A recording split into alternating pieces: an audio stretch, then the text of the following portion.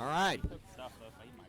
Good afternoon, ladies and gentlemen. Welcome back to the 2023 Beat Baseball All-Star Showcase from Star Complex in San Antonio, Texas. David Benny alongside my play-by-play partner, Jason Frazier. Graham Mathena of Live Events Texas is our producer for today's game. We have one game in the books, 2 games to go today. 27 of the top players from around the country gathered here in the Lone Star State to put their talent on display. Jason, we had a good one last night. It ended 37-30 in favor of the red team, but it was a lot closer than that. The red team sort of pulled away with a big 5th inning, but it was back and forth all night. Yeah, definitely. It's kind of a few different flows in the game. You had that first 2 innings where you had a lot of runs scored. The third inning, a little bit more defense. The 4th inning was scoreless, DB. No one. But then the 5th inning, Fonzie kind of took over there, and they were able to pull out the victory for the red team. And just like yesterday, they're going to start out this game as the home team as well, DB. They just won the coin toss today. Boy, they're winning. They're having a winning weekend so far. And for Coach Booker and his blue team, it's going to be interesting today, a little bit of a revenge factor today, although I talked to Coach Booker before the games today, and he said their strategy is not going to change significantly from yesterday. In fact, he said, we are playing to win, but we are getting everybody in. And to his credit, all 13 of his rostered players saw action last night, and for Coach Nestor, he picked up the win in his first coaching experience, his first game at the All-Star Showcase. He did use 12 of his 14 players. We didn't see 2 of them, but in talking to him today, I expect to see Aaron Higbee and Caitlin Overshiner in action today, along with some of the others. Nestor Gonzalez and their strategy was a little bit different yesterday. 3 of their starters stayed in the entire game. They rotated the other 3. They got 12 in, so they did use their bench, but not to the same extent that the blue team did. Nevertheless, they were playing to win that game. It was obvious, and they won 37-30. So there's a little revenge factor here. Jared and Booker and these guys on the blue team, they don't like losing even in a showcase, and they're going to come out ready to play today, and they want to even things up here at 1 game apiece. Yeah, they were hinted their first loss in the showcase. Last year they were part of all 3 victories. So Evan Taylor's defeat probably has them pretty motivated today going into the game. And I think one thing you're going to notice, like you noticed last year, was, you had the first 3 innings were kind of, I always equated to like almost an NBA All-Star game, DB. You had a lot of offense, a lot of things, but then after those next 3 innings, you seen a lot more strategy, where it was defensively or offensively from both teams. So I almost want to say you expect the same today, kind of a filling out process in the beginning. Then those clutch innings, it gets to serious business. I would agree with that. I think that's a great analogy that defenses took a few innings to settle in, but once they settled in, you saw players making plays. Don't be fooled by the 37-30 score. There was a couple of big offensive innings there, but there were also some very good defensive plays being made. Tyler Rodriguez from the blue team almost had a double play yesterday, and so there were plays being made on all levels. What it is going to be interesting to see is defensive adjustments. A lot of runs were being scored to right center and right field yesterday on both sides, particularly though late in the game from the red team. So it'll be interesting to see if the defensive strategy is a little bit different today. And also, if the fields play the same way they did yesterday, with having a 12 noon start versus a 6 p.m. start. The temperature is similar. It's we don't have a whole lot of sun yet, but we are in the mid-60s. It's pleasant. There's no wind really that's going to be a factor to speak about. There's a slight breeze, but it shouldn't affect anything today. It's just a gorgeous day for beat baseball, Jason, here in San Antonio. 100% agreed. I'm in December. If someone coming from St. Louis, I'm in short sleeves and shorts, so I will definitely not complain. And DB, as you alluded to earlier, Nestor Gonzalez didn't get some players in yesterday, but they just moved up their defensive lineup.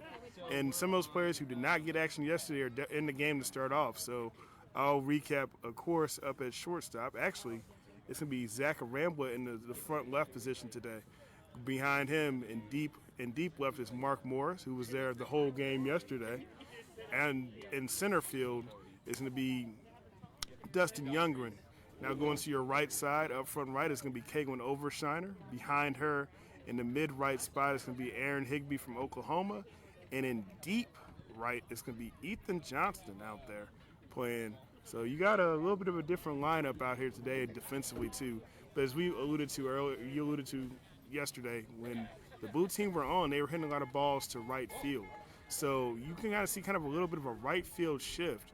And instead of having Dustin Youngren probably right behind Zach Rambo on that left side, he's playing straight center. He's playing deep, probably about 110 feet behind Jared Woodard up the middle.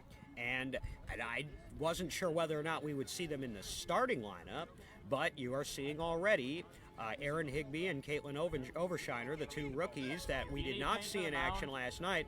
They're going to get the start, at least on defense here in this first inning for the red team. No Eric Rodriguez in the starting lineup, and he was one of the star of stars for them, at least especially defensively, really on both sides of the ball yesterday. So they've moved Zach up to that spot. Zach and Mark Morris are your two starters back from yesterday, along with I think they had Ethan start. Is that correct? Yes. And the others are newcomers to the starting lineup. So you're already seeing some mixing and matching. Let's see how the blue team come out with their starting lineup, having the first at bats, and again trailing now in this showcase series 1-0.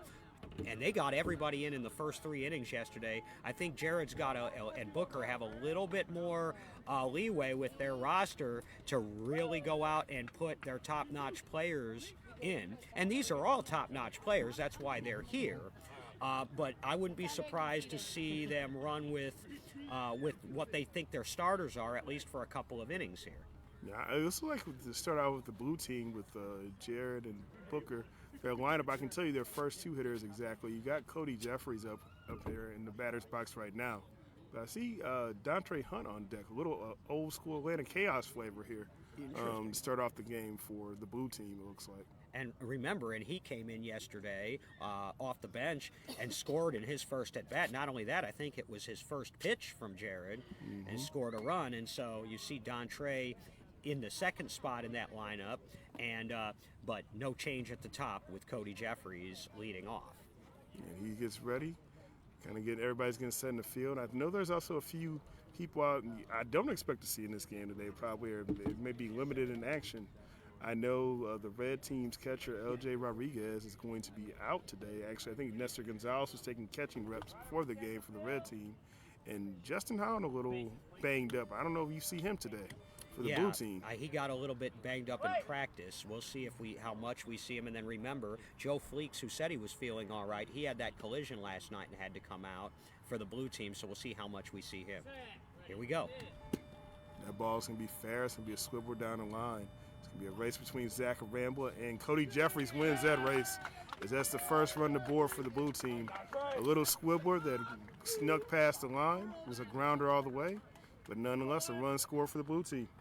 1 pitch, 1 swing, and 1 run, and we're off and running here in Game 2 of the 2023 All-Star Showcase. Just like last night, your plate umpire is Jason Price, and our scorekeeper off to my left is Katie Mathena, and immediately to my left next to me, last year's winning head coach of the showcase, now has been relegated to base operator, and that's Mike Curtis of Mind's Eye and the Archers. And that's going to be strike 1 on Dontre Hunt as he comes up in the batter's box. He's got some pop, as you saw yesterday. That ball's going to be a dribbler up the middle. See if Zach can make the play. Dontre's going. It goes, yep, Zach makes the play. It's right to him. Like I said, that was one of those plays kind of in that mid zone, that left center zone, short left center.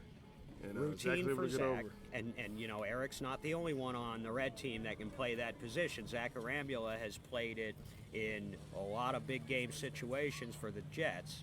And so that's a pretty solid defender to have over on that left field spot. He's been tested twice now. You would think in this game here, a lot, look at the defensive prowess, but it's probably harder to find those mid guys in this game because you got a lot of good front guys and some good rovers, but a lot of mid guys Oh, that's going to be strike one on Casey, or pass ball on Casey Krause. And as you see, Jared working quickly, so we don't have a whole lot of time, guys. Sorry for commentary between pitches.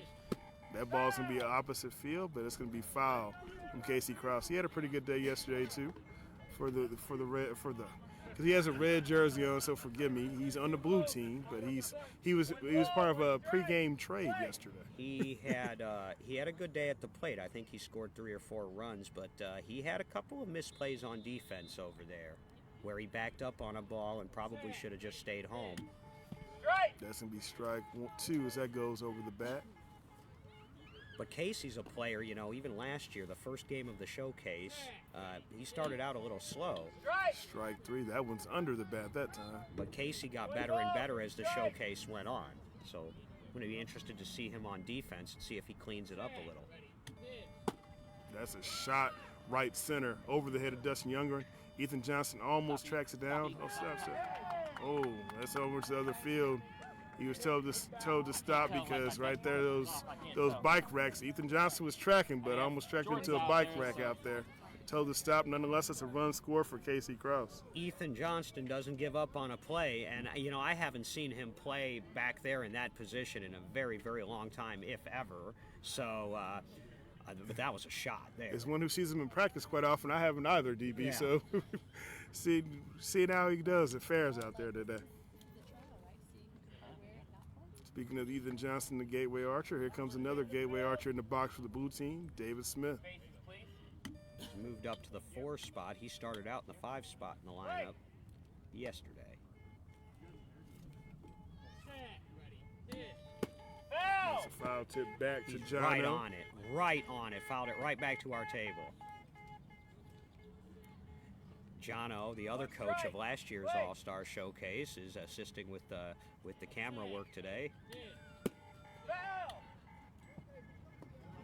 So we talk about all the good talent out here from the player standpoint. You got a lot of good coaching and spotting talent and all types of things. Absolutely, even the spectators behind us. If you guys could see how much beat baseball experience we've got around us, even spectating and observing. Rusty Reams is here from Austin. Cassie's here. Our tournament director. And that's going to be a pass ball. If you'll probably notice in this game, too, the blue team typically, when they get down to 2 strikes in the batter, will take a pass ball on that 3rd pitch. That ball's high in the air. Will it stay fair? Nope, it will not. He was aiming for that coffin corner, just missed it. Yeah, I'll say the big question was when it dropped, would it stay fair? And I knew it was going to be tough, a tough squeeze there. David Smith had a little bit of trouble connecting with Jared yesterday. He had 2 strikeouts in yesterday's game, so hopefully he can clean it up see today. What happens. They need him. He's a big stick in their lineup. Trying to add to the blue team blue lead. John Margis of the Philly Fire is on deck. As Darnell Booker walks David Smith back to the batter's box. Catcher for the blue team, coach of the blue team as well. He gets resets, touches the plate, and stands there, make sure he has his footing correct. 1 ball, 3 strikes. Play.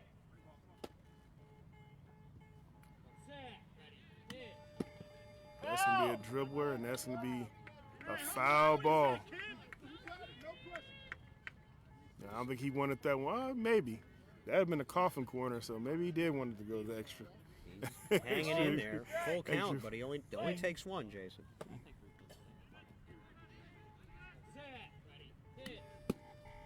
Another foul ball. Jason Price all over the ball too, as he was able to get out that catcher, that umpire spot, and retrieve that before it went way past him. Sets up in the box again, touches the corner of the plate. 1 ball, 3 strikes. The blue team up to the plate here. 3 strikes in the batter, David Smith. And that's going to be strike 4, swing and a miss there.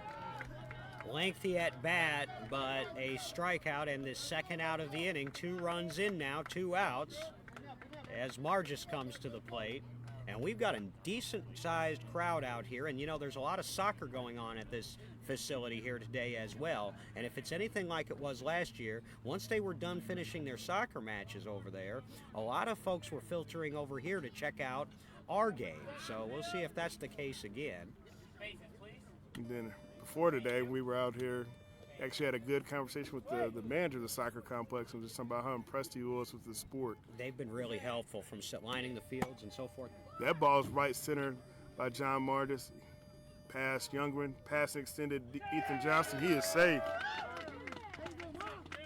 Well, they found that area of the field twice now. That was a shot by Margis. Third run in now for the blue team here in the top of the first, just getting going here in game 2 of the showcase. And 2 outs, 3 in. And next, you got Brandon Chesser up here to round out the top 6 in the batting lineup for the blue team. And talking to Chesser after the game yesterday, he's a veteran of this sport, and he's been around just about as long as anybody that's playing in this game. He said he was still trying to find Jared. He thought that he was a little bit late on him and needed to try to get the bat around a little bit earlier. So this is a key at bat because yesterday the blue team scored 4 runs to start off the first inning. And then the red team answered with 11. So they've got 3 now, and he can turn the lineup from that 6th spot back up to the top. That's a shot. That's going to be over the head, right in front of Dustin Younger. He dives. He has a chance at it. Nope. He does not get there.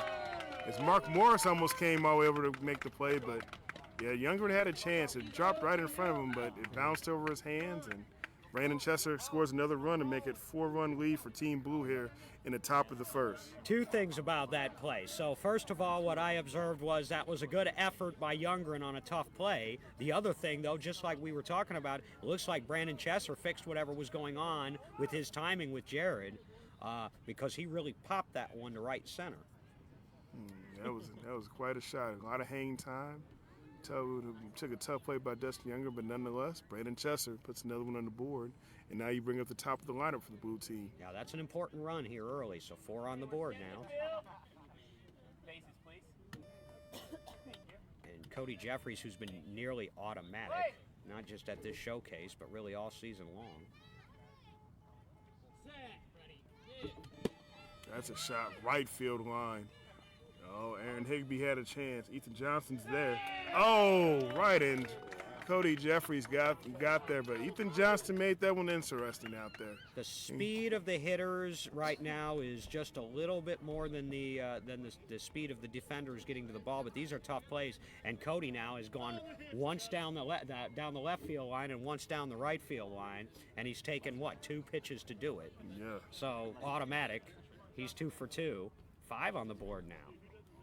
So, and I think this is important for the blue team to get an early start because one thing you got to realize with a lot of the red team kind of getting in some more guys who didn't play yesterday, these are going to be new batters for Fonzie to find. So before Fonzie can start making Nestor can start making those subs, you probably want to get a substantial lead out here.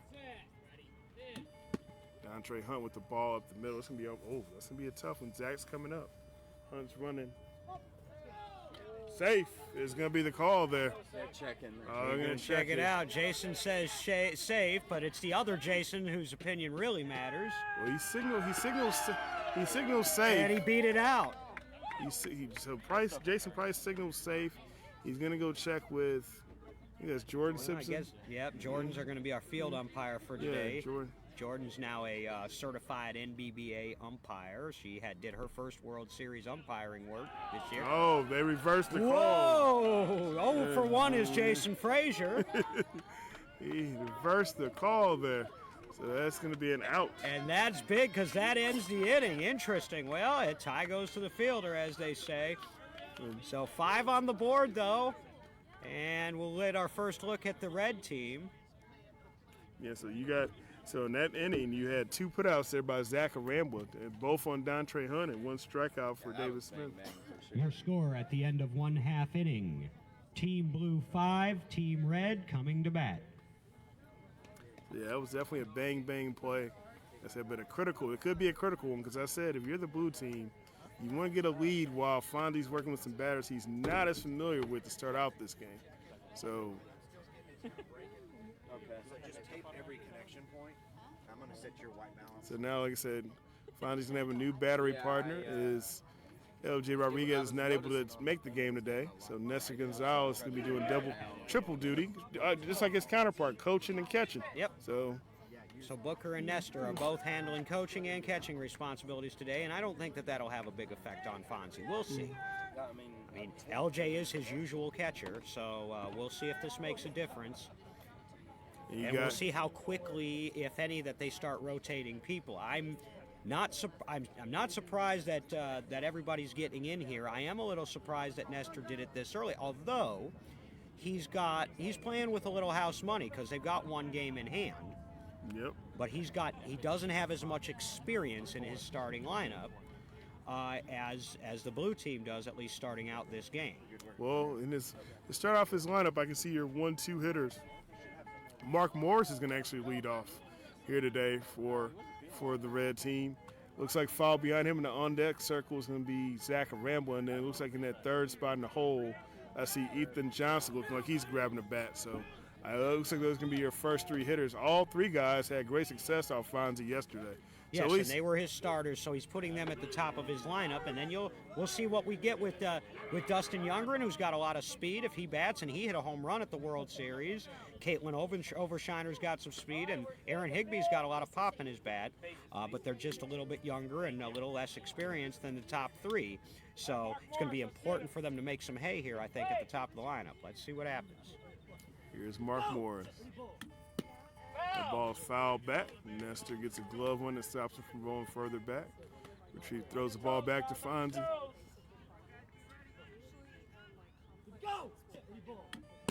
That ball's going to be right center as well.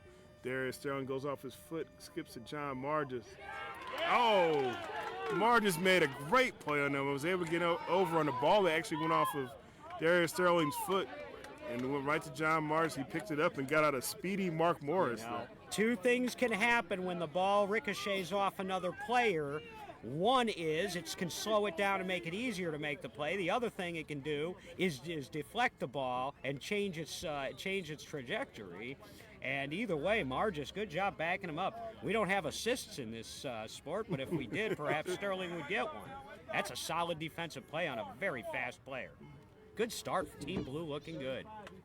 And they were, like I said, they were talking big revenge last night after the game. They did not like losing that game when they had the lead going to the bottom of the fifth and let it go.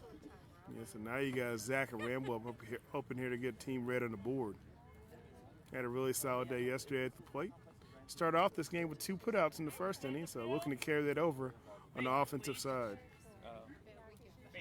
Made a couple plays on defense yesterday too, so Zach's looking solid on both sides.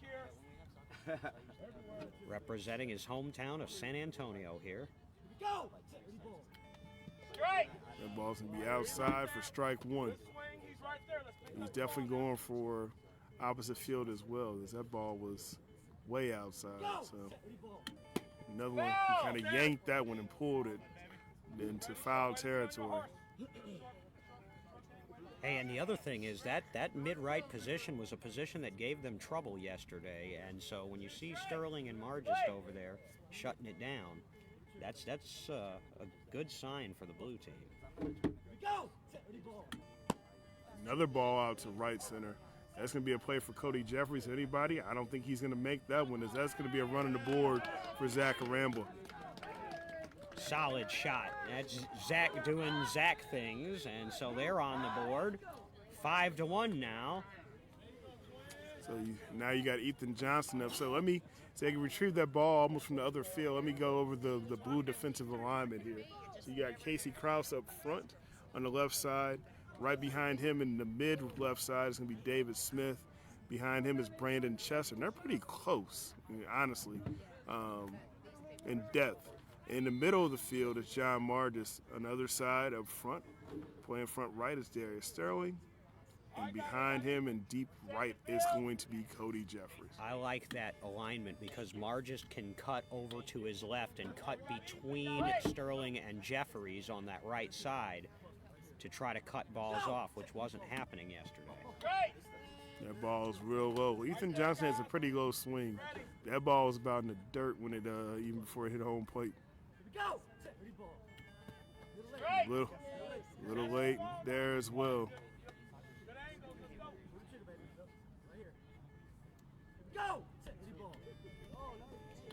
Ball's outside and low again.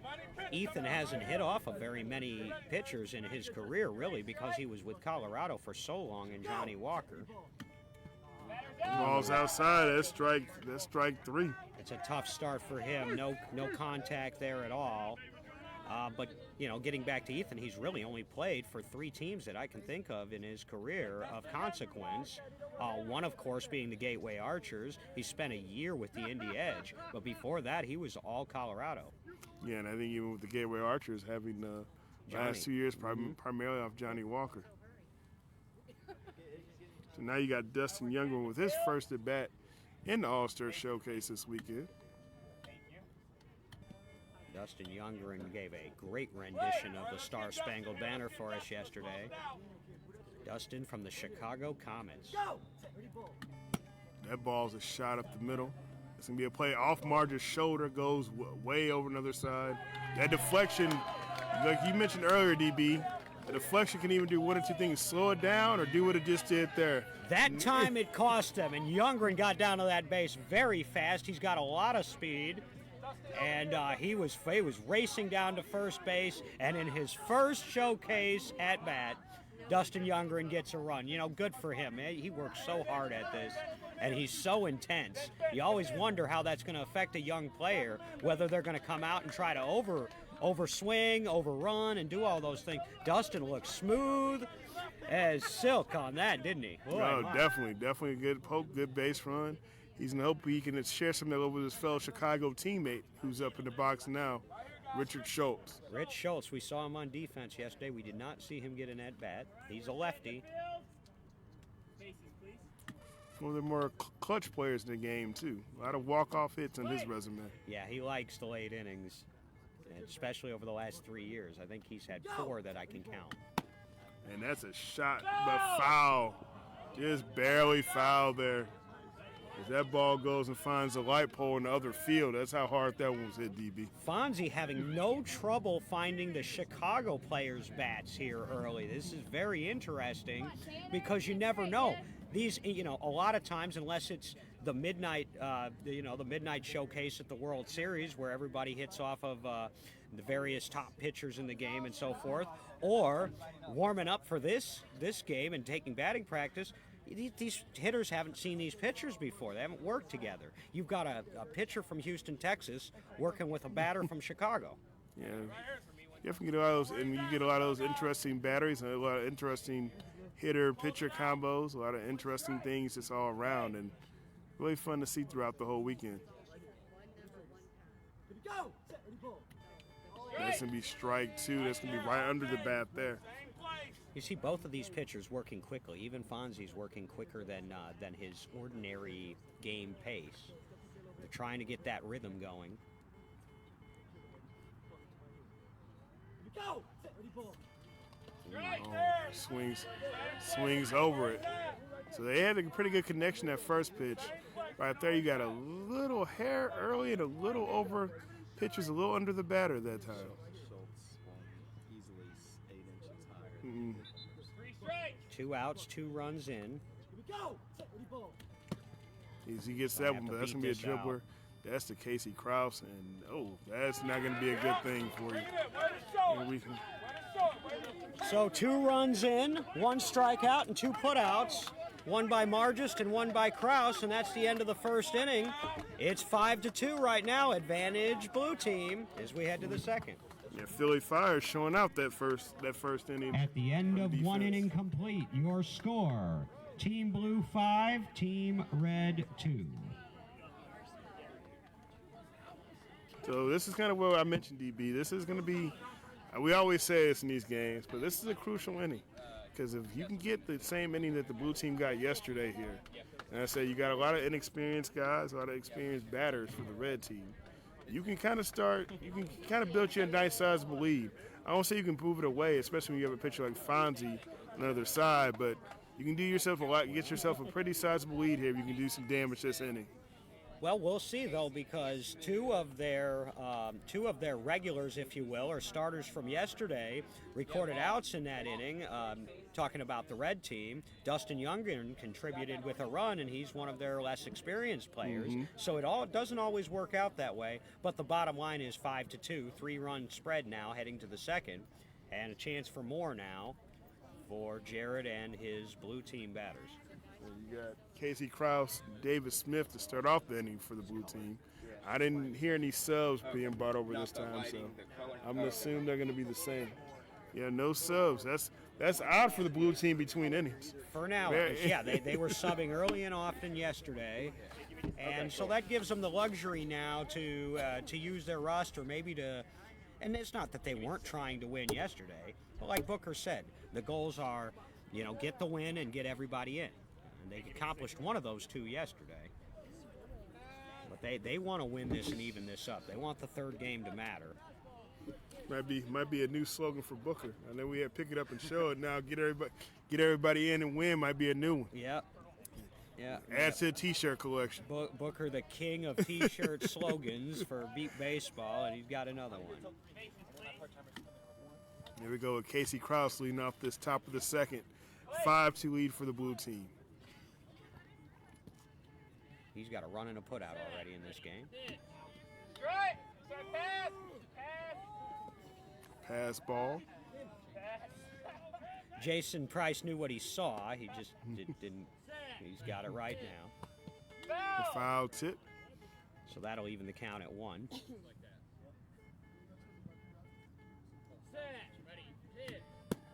That's going to be.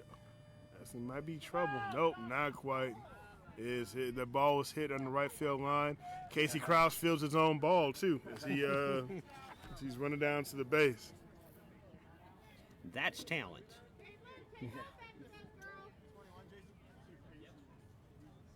So you got 2 strikes here in the batter. 1 pass ball was already taken, so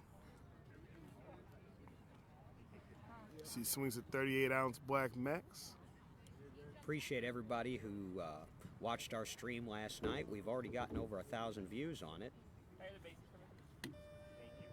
We'll do a base check on the first and third base side. Those bases made by Fonzie. Green bases out there on both sides. The ball's fouled back. Good thing Jason Price is an umpire, not a catcher. Because I almost got a chance to make a play there thanks to him missing that ball. Next time he'll miss on purpose.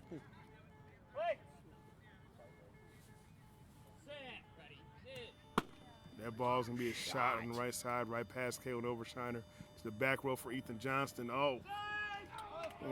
That's going to be Casey Krause for the run. They almost had a little collision there, too.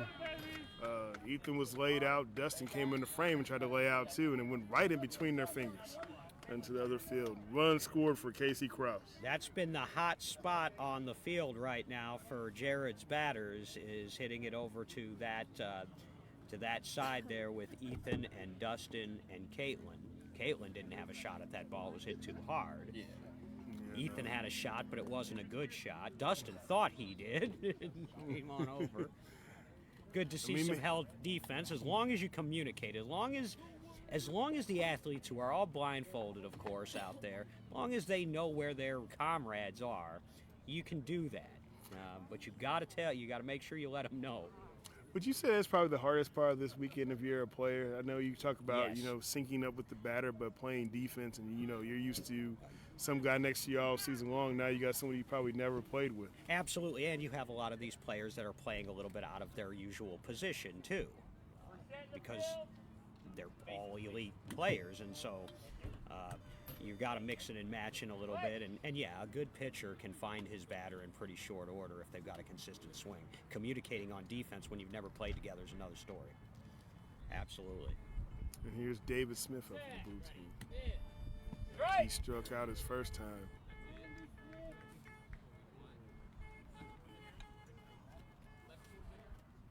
Yeah, he really needs to get it going. When he puts the ball in play, because of his power and he's pretty quick, he's hard to put out.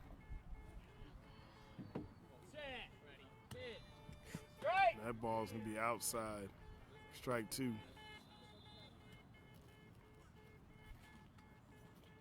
can have a pass ball here.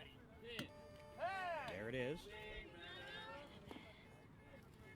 I'm trying to get some timing here, but also a little high here, I believe. He too. wants the top of his bat. He doesn't want a D. Smith ground ball. So looks from both angles. They're mentioning a little high and a little outside.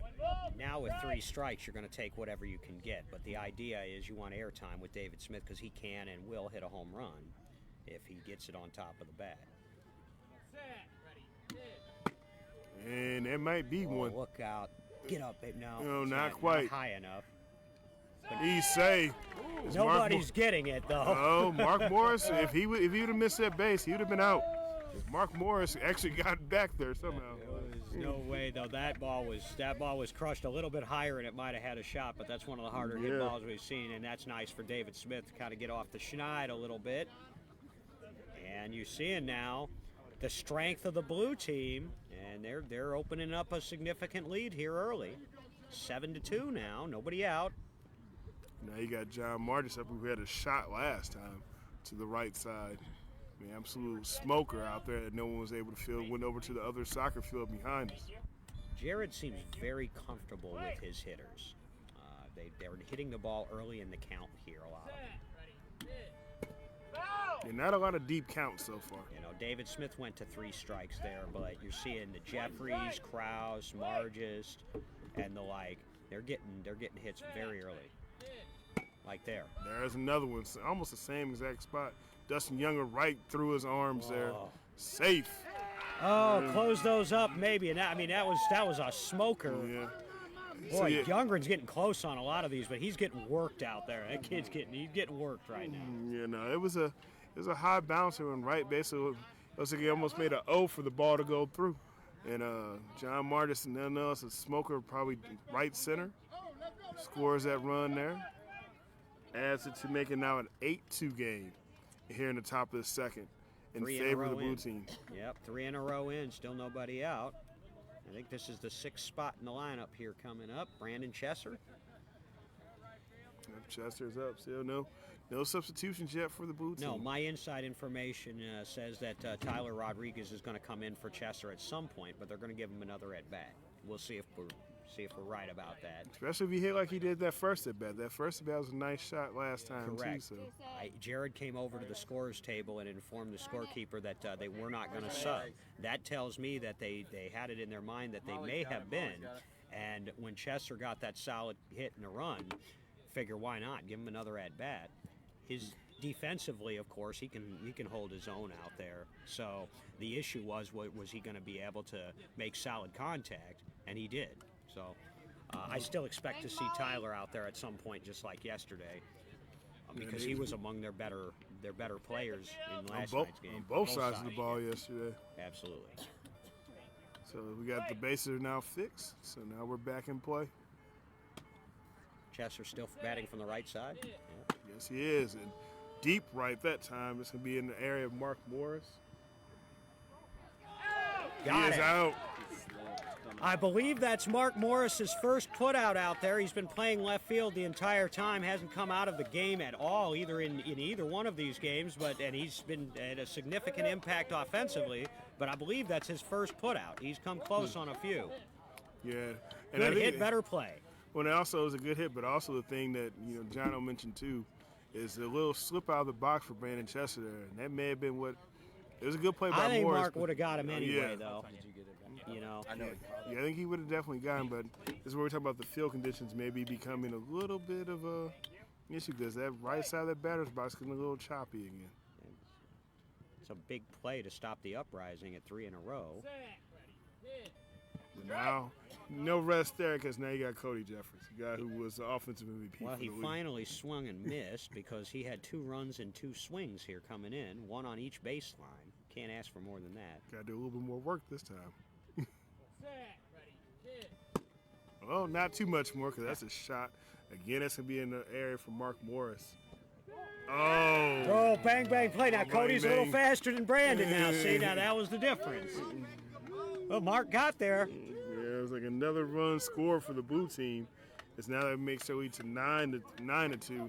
It takes a certain amount of mental toughness to play the position out there that Mark plays, because there's a lot of balls that are hit out to you that you can make the best play you can on it, and they're still going to score. And so it's easy kind of get down on yourself because you think you're doing everything right. Yeah, but that, like I said, that was a shot by Cody. Yeah. And it would have been a tough play by Mark, but Mark Morris is a very mentally tough and cool customer, and that's why he can handle that position. He knows that. Dante Hunt now hits one to deep center. Mark Morris can get another chance here. Looks like that. He's going to have to travel a little for more this time. one. Oh, he's going to have to travel. That was in center over the head of Dustin Youngren out there.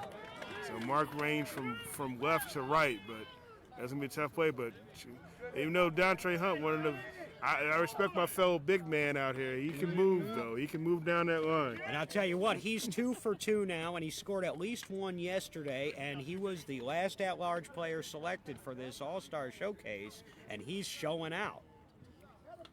And so is the blue team as they're banging here with still only 1 out, and I believe that's 10 on the board now. 5 in the inning, and it is 10-2. So they've been consistent. Scored 5 in the first, 5 in the second. Looking to add a little bit to that. Thank you. And you said, DB, you think we have 1 out here? 1 out on the Mark Morris put out. Set. Ready. Hit. Now you got Casey Krause taking his traditional pass, first pitch pass ball. Krause led off this inning, so yes, with 6 batters and 5 runs and an out. Foul. That ball's going to be foul. Rolls right to Jason Price. He gets it back to Jared Woodard out here in the mound for Team Blue. 1 ball, 1 strike. Jared's not playing around. He wants this game. You can tell he's all over it. Foul. Ball stop. Booker caught it right between his calves Ball, there. 2 strikes. Play. Set. Ready. Hit. That ball is going to be a dribbler, and it's not going to quite make it. Almost back in the area to the right side of the pitcher.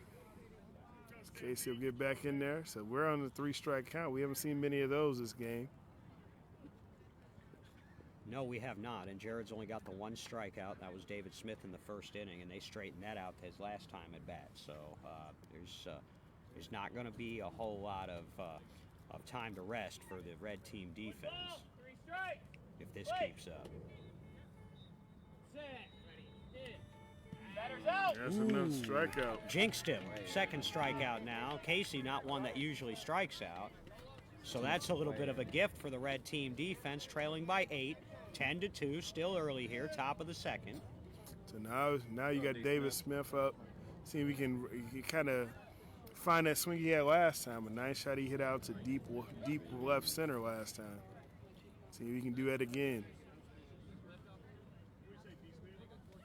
Starting to warm up a little bit out here now. Yeah, some sun. Sun's starting to peek out here, DB. I'm going to doff the jacket. And so you might have to get that coat off because it's going to be a little toasty. Not all about you. All right, here we go. Set. Ready. Hit. That ball is shot up the middle. Younger's going to be the only hope at that one. Not quite. Mark Morris still ranging, but D. Smith is going to be there. So that's 2 straight runs for David Smith now. He looks like he's straightened out whatever was going on between him and Jared here early in the showcase. That's 11 now on the board. Still looking for that 3rd out as Team Red, and it's a 9-run lead right now. And you got John Margis coming up, who's 2 for 2 already today. Yeah, Margis is looking good. He ate his Wheaties this morning. Okay, we're setting the field. Faces, please. Thank you. Thank you. We got Jared Woodard sitting on the pitcher's mound, ready to deliver the ball to John Margis. Hit. Foul tip. As the plate moved a little bit, Jared came up and fixed it. And John Martis will reset, brings down and touch the plate, has his bat on the plate. Now picks it up, 1 strike. Play. gets ready to swing. Set. Ready. Hit. That's going to be a dribbler down and short This left. is playable for Zach Rambula. Rambler coming up. He's out. Oh, he caught him out. Bang, bang, play Caught him again. out on that one. Zach could have gotten up there, I think, probably a little quicker, but he made the Yeah. play. Boy, that was close. He made I it said close. he made it more interesting than I thought he was, but yeah, he was able to get it nonetheless. So that's the third out of the inning as they change up sides. The score 11-2. Team Blue. Red coming up to bat. Still a long way to go as we go to the bottom of the second. Your score going to the bottom of the second. Team Blue 11. Team Red 2. I think we're going to get some changes here.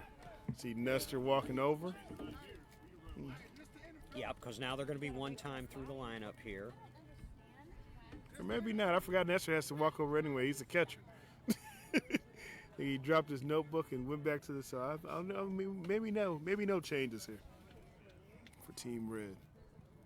See what Team Blue does. I expect, let's see, are we going to see maybe Aaron Higbee in the sixth spot? Yep, that's who's coming up. So Caitlin is the DF right now in this game. So I see Higbee coming up. Mark Morris is on the on-deck circle. So And then if they keep the lineup the same, you should see Zach Arambula in the hole. So those are your first three due up. Be a nice spark for the team if they can get Higbee to base. He's got pop in his bat. they definitely need some runs here because you're 11-2, bottom of the second. We'll get our first look at the lookout rookie, one of the two. We saw Mark Ivy yesterday for the blue team get a few at-bats. Now we'll get our look at Aaron Higbee. Two rookies from the same team made the All-Star team this year.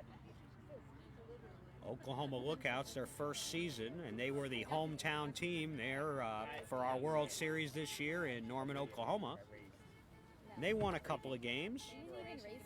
Yeah, Finished, I want to say, 15th? yes, I think that's about right. So yeah, definitely had a pretty good year to start off with. I think they're one of the better up-and-coming teams in the league. Jason, like, what does Almighty say? So, yep, blue team still sends the same defensive lineup out there, so nothing changes there.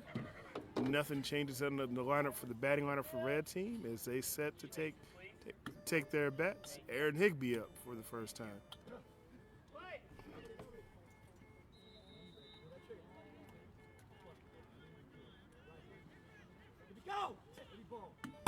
That's a shot over. It's going to be over right in front of Casey Krause. Bounced over. He still has a chance to recover it. He does. Oh, nice play. He recovered. Did he knock that down or? Oh, no, it was a shot. And actually, the liner dropped right in front of him. You kind of heard him say, oh. Uh-huh. And he's able to bounce over to the left side of him. He's able to go back and get it. Boy, I'm surprised that didn't keep going beyond his reach because it sounded like it had some pop. I wonder if it had backspin on it. Yeah. And he kicked over toward the line. Is that what you saw? Yeah, little top spin there, and it just kind of cue balled instead of rolling. Boy, he's lucky because usually on these fields that'll take a bounce and that'll be all the way out back in left field territory there. Good play by Casey. That's a big out to start off the inning.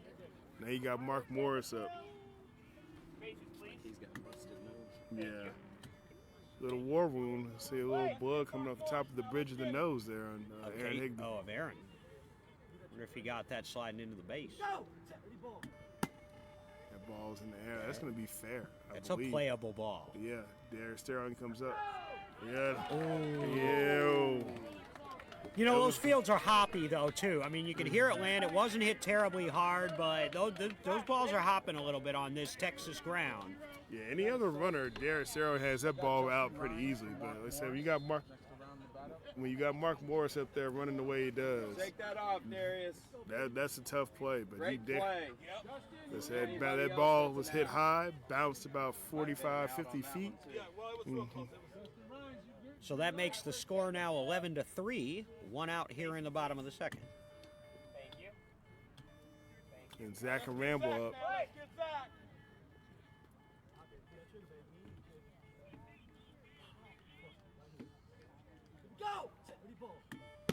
That ball's hit the opposite way, but way foul. He was late.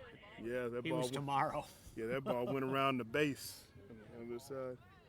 And I don't know that ball's got any sound left in it. We'll find out. These balls have been holding up remarkably well. They've been getting tattooed. Fonzie did a great job with the manufacture of these balls. No, I don't know that we've gone through more than 2 or 3. Which is because you got some guys who wild the ball consistently in this game. So you got a lot of power hitters. So usually those balls don't last as long. But today and yesterday lasted pretty good. And this is going to be Zach Rambler's second at bat today. As he had the first run for Team Red. Hoping to add another one here. I am going to be interested to see after the showcase the player feedback on these bases that were tested out here because they're a little bit shorter, and there was some base running issues yesterday.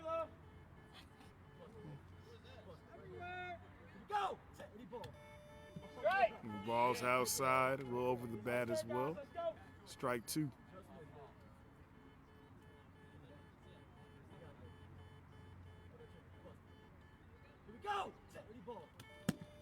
Ball's gonna be up the middle. Dribbler Casey Krause is right. Gonna have a chance, but he better make it quick. Yeah, he gets it up. Ooh, just barely. He had to come over a little bit, yeah? He had to come over a little bit to the middle, shade over, but yeah, I knew it was gonna be a play for opportunity for Casey Krause there. They got Ethan Johnson. So you got a couple subs here that I've heard as we've been talking. Next time they come to their spot comes out in the order, or if they go out on defense, I think you're going to see Rhines in and you're going to see Eric Rodriguez in. I just took Zach out. Yeah, Zach. Yeah, Eric Rodriguez is he's going to be subbing in for Zach Rambler. And then Rhines is going to come in for Morris. So Rhines in for Morris. But right now you got Ethan Johnson up, so I imagine he'll be subbed after this at bat too. Possibly, although Mark and Zach were the 2 that started today that played every inning yesterday, so it makes sense that maybe they would be the first 2 subbed out. A strike. So yesterday, Fonzie and Ethan were pretty much well connected. Today, looks like he's a little low. Bad hit, Fonzie. That's gonna be a dead ball. There you go. They're headed in the right direction, though. The timing is right. Because yesterday, I know there was a couple shots from Ethan to right center yesterday, and it looks like they're trying to go their way, but they're kind of missing a little far outside or a little too low. The ball, like I said, a couple pitches in the last 2 at-bats, the ball's been almost ground level as it's going to before it even gets to the plate. They need this here because there's 2 outs in the inning. They do not want to go to the 3rd down 11-3. Now a little bit of pressure right here. Yep, 3 strikes now. And as you can see, there's no taking pitches off of chance to use those legs of his, which are still good, even after all these years in scores. And, Ethan Johnston is, I think, on the short list of players who should be going into the Hall of Fame imminently. It would be really nice to see that happen in the next 2 years in St. Louis. Ethan, of course, a big Cardinals fan. In Missouri, and when he came from Ethiopia, his family is in Columbia, Missouri, which is about an hour and a half from St. Louis. Mizzou territory for college football fans. As Justin Younger comes up, and I got you, DB. I was totally not paying attention. I was listening to Jason tell his story about Ethan. I was like, got to put out on the board for myself, DB. That ball's foul tip. For strike 2 for Justin Younger. For those who don't know or don't remember or don't care, I used to be among these guys out there on the field there, but now you can see why I'm in the booth. That ball's going to be that ball went outside, but also it was like a change in the bat path too from Justin Younger. I know between bat path number 2 to swing number 3. So let's see if we can get back to some consistency in this next one. That's strike 4. Only 2 runs on the board there for the red team, and it's a significant spread now. It's an 11-4 game going to the 3rd. Jared and Team Blue coming back up. So you're in danger zone here for 12 run if you're in Team Blue or Team Red. Your new score at the end of 2 innings complete. Team Blue 11, Team Red 4. So the first inning, Team Blue had 5 runs. Second inning, they had 6 runs. If you get 5 here, and that score is 16-4. So if you're the red team, you got to come with some clutch defense here. So that's probably why right now I'm looking at the defensive alignment. You're going to see Eric back at that short left position, I imagine. No, that is not. Let's what, see if they don't. Let's That's see not- if they don't bring him in until their spots in the order come out. Maybe they'll leave this defense. No, he's in, but he's in, not huh? going there. So, Wow. so this is interesting, DB. Right now, the lineup sets. Your short left player is Dustin Youngren. Okay. Behind him in deep left is going to be Justin Rhines. In that center position they've kind of played for the red team, that's where Eric Rodriguez is at right now. Okay, we'll see how this works. Kaylin Overshiner's playing front left, or playing front right. Behind her in the middle, closer to the line, is still Aaron Higbee. And in deep left, or deep right, is Randy George. Okay, so what this tells me, it's almost like looking at it backwards. What this tells me is that Nestor is more concerned about cutting off the mid and deep balls than defending the 40-foot line. Yeah. We'll see how this works. I don't like to paint Eric Rodriguez into a box saying he can only play that shortstop position. I think there may be some wisdom in putting him in the middle. He's got so much range. Well, I think so. Thinking about the balls that have been hit there, and then we mentioned that Dustin Youngren had a chance, and maybe if he was back a little bit, but Eric's ability to pick up the ball and his ability to go back, those balls for Eric Rodriguez are probably a little bit easier plays. So maybe that's his, like you said, his logic there, maybe moving Eric there, because the balls that have been hitting the center, if somebody has the ability to go back and read a ball, they have a better chance to make that play. So. What you're giving up here are the baselines because they don't have, Dustin's going to be good at balls at him. And Tyler Rodriguez, speaking of Rodriguez in the game, gets in, makes contact. Aaron Higbee had a chance, but he missed it. That's a play that definitely should be made there. And Tyler Rodriguez gets a run on the board to give him extend that lead now to. But see, that Jared knows how to do this. He knows what time it Yeah. is. He knows how the game is played. So now, if they've got Eric playing in the middle, don't expect to see a lot of balls hit over toward in Eric territory. Yeah. Okay. Keep away from Eric Rodriguez is usually the best option for you. I'd be working the baselines because look, Dustin Youngren's going to be solid at that shortstop position, playing balls at him or charging balls, but he's not going to cover the line the same way Eric Rodriguez can. Nobody can. He does it better than anybody. And DB is a rookie. What's the hardest thing to learn in the game?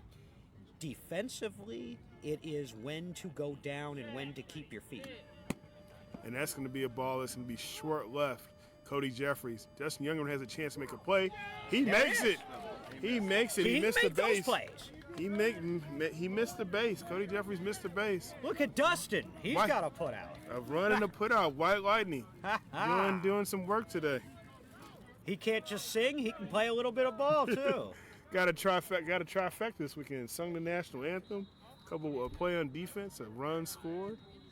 So 1 in, 1 out, 12-4 now. And Dontre Hunt getting his third at bat. He's 2 for 2. Because the reason I asked you that question, DB, because I'm looking at the right side for Team Red, and you got 2 rookies on that side. Yeah. So that's why I kind of.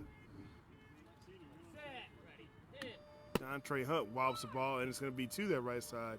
Head over, Sargent gets down, misses the ball past Aaron. George, and Randy George is too far away. Yeah. Randy George, if Dontre Hunt missed the base, he may have been out, but not, like you said, Randy George had to cover a lot of ground, and that ball was going too slow for him to try to pick it up. This may be a little bit of overcorrection here by Nestor, or there may be some strategy to it that I'm not aware of. But I know he didn't have a chance to get everybody in the game yesterday, but now he's got players playing in spots that are hot spots on this field, and the game may be moving a little bit quick for him. Those both were balls that could have been fielded here, and it's a 9-run lead. And all of a sudden you've seen with these first 3 balls, Eric, Randy George, they haven't been involved. Justin Rhines. And there's a pass ball from Casey Krause as he moves up to the plate. Casey, a rare strikeout his last time out, but when he's been putting it in play, he's been banging and scoring. That's a swing and a miss. For strike 1 in this at bat.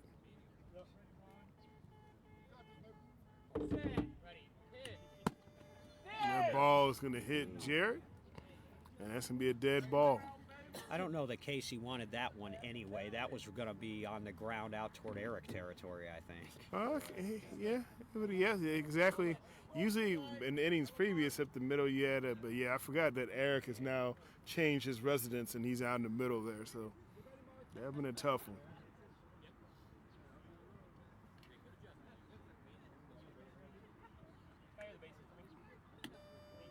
We get a base check as Casey Krause returns to the batter's box. Remember the BSO Philly Fire, finishing the top 6 in both categories in the World Series on offense and defense. He was the only one to do it this year. Foul tip, foul back to Darnell Booker, catching and coaching for the blue team. I tell you, one of yours a couple of years ago in 2022 almost did that, Kyle Bora. Yep. That's going to be in the Eric Rodriguez territory. He has it. Yeah. That's what I mean. So, like, it doesn't matter where Eric plays on the field. If you hit the ball anywhere near him and it's on the ground, he can get his hands on it. He's going to, and he did, and that is a second out. So putouts in this inning by Youngren at short left and Eric Rodriguez in the middle. 2 runs in, 2 outs. So now if you can hold him here, you're not in that bad a shape heading to the bottom of the third, having last at-bats down only 9. Yeah, so now you got David Now Smith you got up. tough. You get Smith, and I think is that Margis on deck? No, actually, Margis is subbed out. Looks like Ricky Castaneda. Castaneda going to get an at-bat. Let's see if D. Smith can get another poke and extend this inning.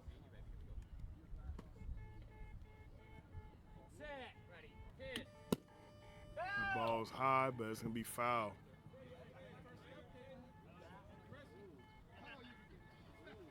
So as D. Smith gets back to the box, Jason Price goes over and gets the ball out of foul territory. Yeah, Smith will set back up. Be ready, Caitlin. 1 strike. Play. And now they both set back up. David Smith catches his breath a little bit. Here we go with Jared Woodard about to set the pitch. Foul tip right back to Darnell Booker. 2 strikes. Play.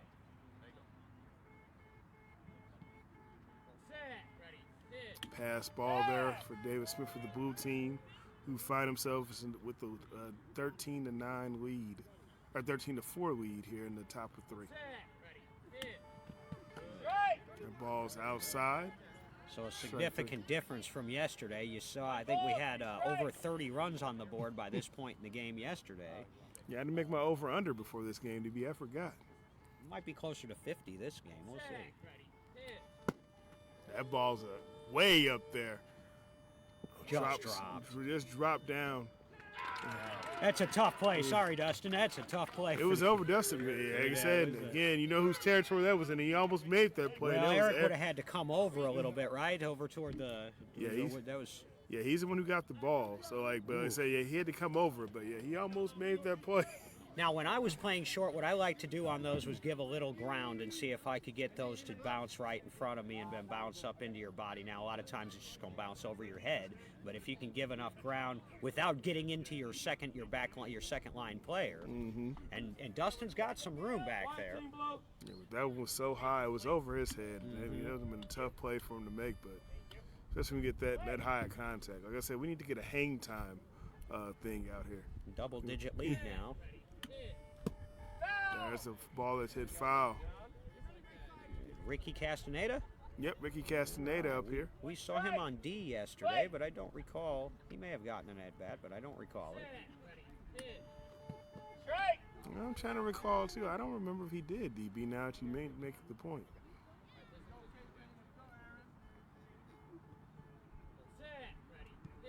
Yes, he'll take a pass ball.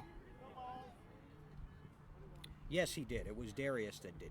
Yeah, no, Ricky got at least one at bat because him and Darius were in the game at the same time for a period there. Strike 3. All right, full count now, 2 outs. 1 ball, 3 strikes.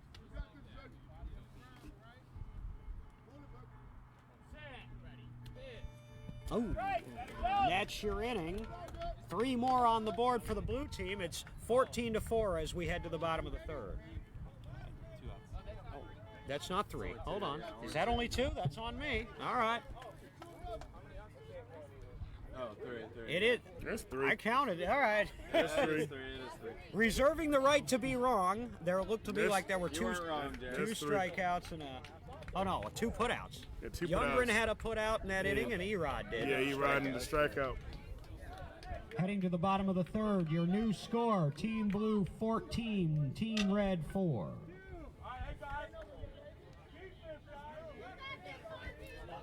So let's see what we got here. Richard Schultz is going to be the first batter for the red team. So let's see what we got here for the blue team defense, because it looks like we're taking some time here. So usually when that happens, DB, we got some substitutions coming our way.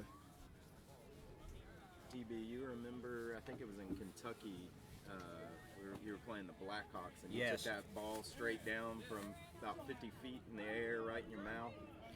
You remember That wasn't in Kentucky. I think that was at the World Series, Chesser. Yeah. Oh, okay. Yeah, and but you were playing for the Thunder, right? Yes. That year? Yeah. And my reaction was, what was that? Well, what else could it have been? For a minute there, I thought that Kevin Simpson had turned around, run out, and punched me in the mouth, because I was playing about 30 feet You behind. still got that put out, too. Yeah, well, Haas gave it to me and didn't make me come out of the game either. Nowadays, concussion protocol, I think. They had to put you 'cause in the that blue was, tip. Now, look, that was up toward the eyebrow. Had that been on the tip or the bridge of the nose, it would have been broken like Brandon's was. Yeah. Because somebody paid. Who hit Brandon and busted his? Because somebody paid him back that here. was in Chicago the year I didn't go. I don't remember who it was. Couple years it was ago. A one hop right into his nose. Yeah, mine got me more up on the bridge and toward the eyebrow. Split it. So what's going through your mind when those balls are hit that high? You're trying to track it. Like, Well, it was a line drive, is what it Oh, was. so As that I was- recall, I had No, no time. I had no time to do anything. DB, it was a moonshot up in the air, and it came. You were tracking it, and it just came straight down on your face. Well, that's my fault for not having the hands in the right position then, right? But the, Shoot, you know, could've the got- bottom line is what you do there if you want to stay in the game is you don't move your blindfold. I was wearing a blindfold, thank God, at the time, so it covered a little bit more because there was blood. Yeah, I was man. telling people you gained a lot of respect from me that day. But not that much. Just a little. Not Not that enough much. to make up for all the other respect you lost, but yeah, Oh man. all good. No, that was probably the hardest that I've ever been hit with a ball in my career was by I'm chest. telling you, I was very impressed, dude. I fell forward, and the ball fortunately didn't go very far. Yeah, it was only like a couple feet. In So front I of me. fell forward, reached out, picked it up in time, and then sort of, and then it was just pooling. And when I got back to the sidelines and took my blindfold off, there was blood. They had to do some work, Yeah, I would to say the imagine. least. So speaking of work, it looks like the blue team's gonna do some work and make some changes here. So real quick with their defensive lineup: Casey Krause up front, short left. Behind him in the mid left is Ricky Castaneda. Playing deep left, Joe Fleeks. Tyler Rodriguez up the middle, short right, Dave Sterling. Behind him in deep right, Mark Ivy. Richard Schultz is the batter for Team Red. That ball's hit. That's going to be foul. Sterling was on it. He was moving. He wanted it, yeah. He was moving.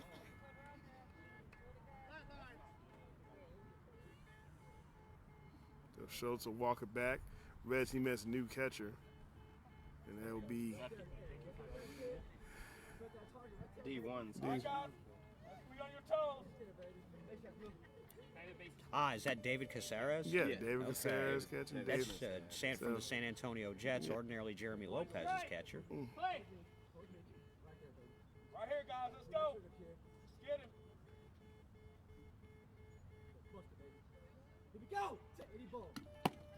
Oh, it's a shot down the line, but foul. Whoa. He had one of those earlier, like in the first at bat. It was a left-handed shot he had. Schultz is a lefty. Hit that ball. He smoked it, but unfortunately just a little too early there. And when he's on, he is middle to right. He's pretty much a pull hitter, and he got around a little early on there. Yeah. As I'm speaking for the Archers, we've seen plenty of Richard Schultz to last a lifetime. And those shots, those pull shots down the right field line. So I think my friend Chad Dillon can relate to that. He's had to deal with Rich Schultz hitting balls in his area ever since he started playing. yeah. I think we played the Comets back in 2020 when there was the Indy Bonanza tournament, And that was our first year, and I remember I think he ate us up then, has been eating us up since then. So He was sort of a late bloomer, you know. Rich Schultz, he didn't, you know, he wasn't an all-star for the first maybe decade of his career, and he just gradually got better and better. that ball's going to be a dribble down the direction of Casey Krause. Casey lays out. Oh, bobbles it. He recovers. Oh, he almost was a little too cool on that one. Laid down, thought he had it easily. Ball kind of went right under his arms there, but he was able to recover and pick it up. And you were asking defensively what I think the hardest things for rookies and young players to pick up, and I really think it is judging the field conditions and when to keep your feet and when to lay out. You get down too early, a lot of bad things can happen. You stay up for too long on a ball you should get down on, and it'll go through your legs and make you look really bad. So defensively, that's number one. Secondly, communication. But overall, on all facets of the game, I still think base running for rookies is the toughest thing to pick up. If you've never run blind by yourself before, 100 feet to the base, it takes some getting used to. And speaking of rookies, Aaron Higbee up for Oklahoma Lookouts. Last time he was put out by Casey Krause. He's not going to be put out by Casey. Oh, they almost bounced at Casey Krause. Tyler Rodriguez with an outstanding play. Telling you. And those two work together so well for the Philly Fire. I mean, they're their shutdown defenders especially on the short side. But here they're collaborating over there. On the left field side? Yeah, no, that play was outstanding. He went from Tyler Rodriguez playing in center position right behind the pitcher about 100 feet. He went all the way over to the left. He says if Eric can do it for them, I can do it too, and there you go. Boy, the defense has been tighter here for the blue team this game. Speaking of Fire players, here's Justin Rhines up. And he's got two of his comrades waiting for him out there on defense. Let's see what happens here. First at bat now for Rhines. He came in for Mark Morris. Foul tip.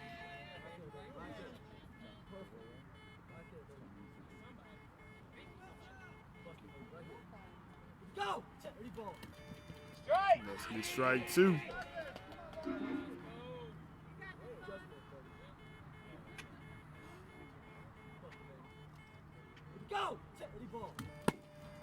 That's going to be a shot down the line. I don't know if anybody's getting that one. That was very well hit. Well hit. Castaneda and Joe Fleeks both got over there, but not in time. Run scored. A key run there because you cannot go 1, 2, 3 in this inning, which the red team were close to getting. Nope. That makes it 14-5, and you bring in Eric to the plate. Yep, absolutely.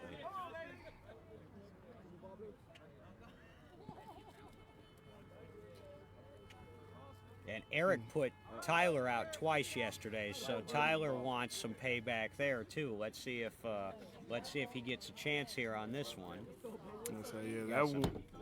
Brother on brother combat going on here. They're both playing up the middle, so teammate on teammate. That's the difference between this All-Star game and All-Star games you see in other sports, where you see East versus West and a lot of that. You've actually got teammates playing against one another. So now you got Eric Rodriguez up. His first at bat in this game today. All right, let's get Eric, guys.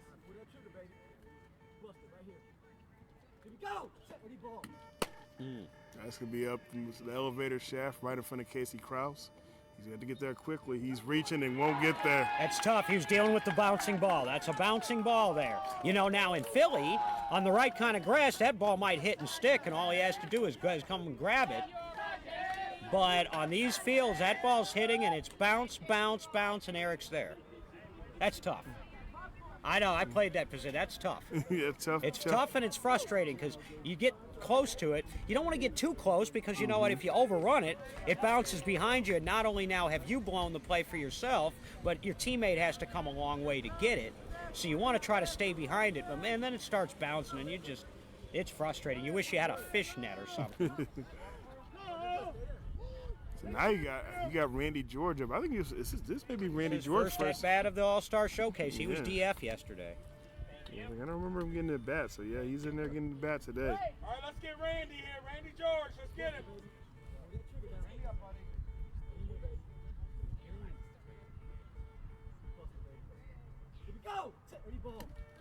Strike. That ball's going to be under the plate there. Fonzie's going to have to find you. This is a new batter for Fonzie, and this whole weekend hasn't seen Randy George in in-game action yet. But Randy George did play for Bayou City at one point. Strike.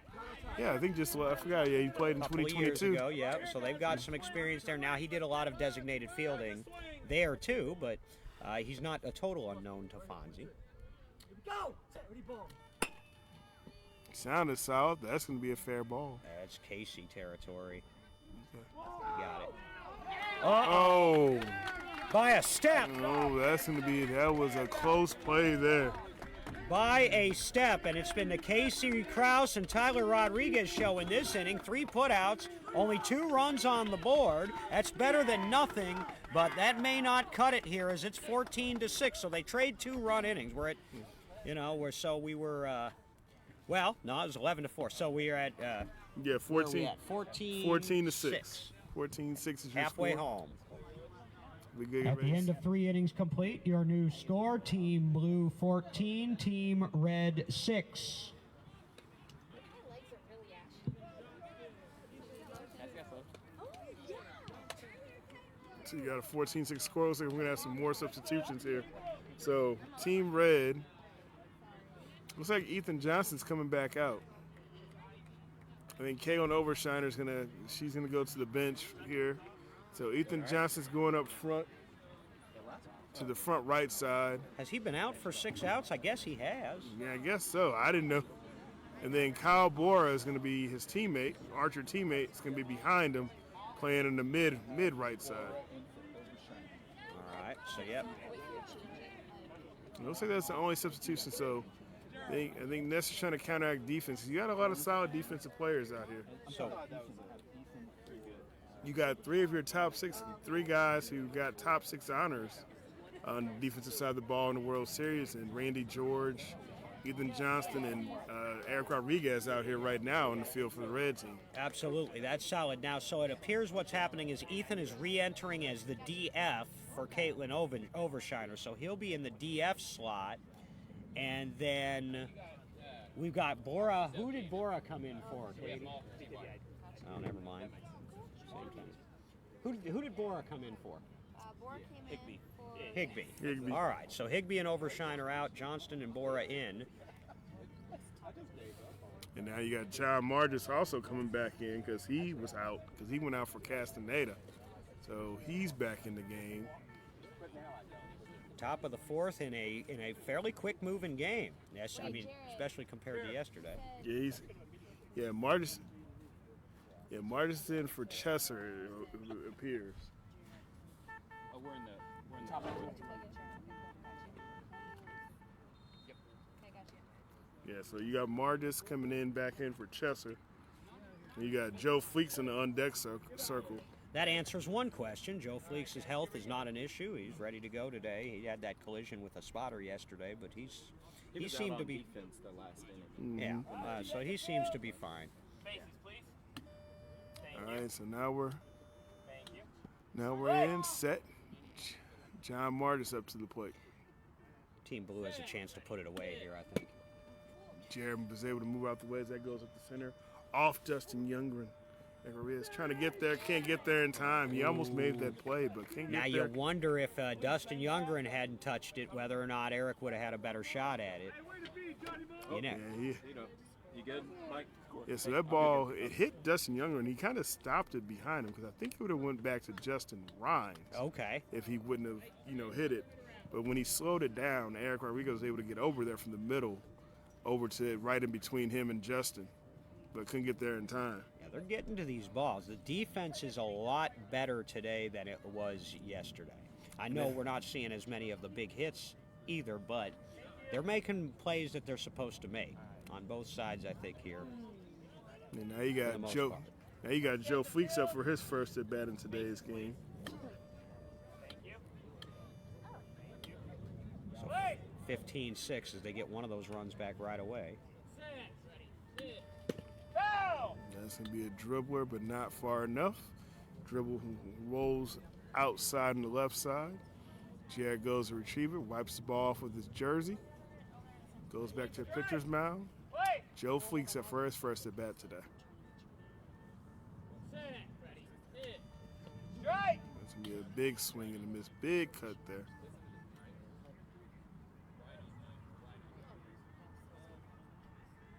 Set. Ready. Hit.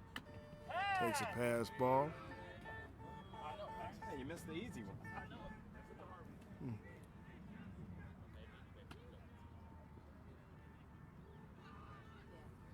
Set. Ready.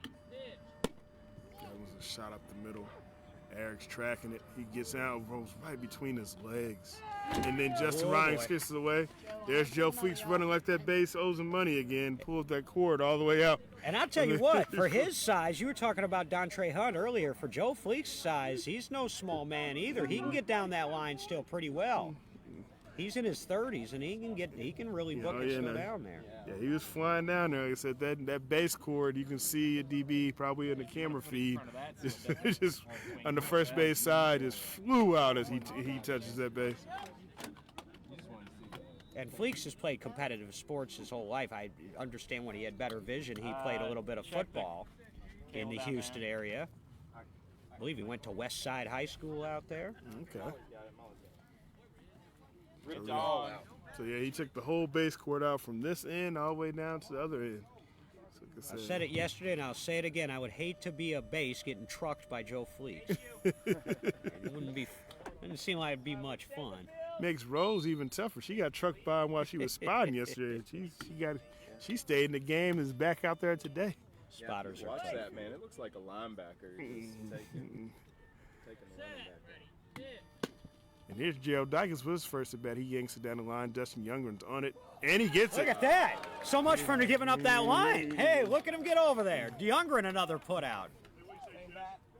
He got over there. He had the range a lot, and like we said, we talk about the amount of speed in this game. None faster than the guy running that base, Gerald Dykes. And Dustin Youngren was able to make an outstanding play on him for the second out this inning. 2 outs, and I have 2 in. It appears 16-6. That's Hold what on, I've I may have sidetracked the DB. Margus scored. Set the field. Bases, please. Margus scored. Thank you. Fleet scored. Thank you. That was the first out this inning. That's the first out. Okay. 16-6, 1 out. Set. Ready. Hit. Strike.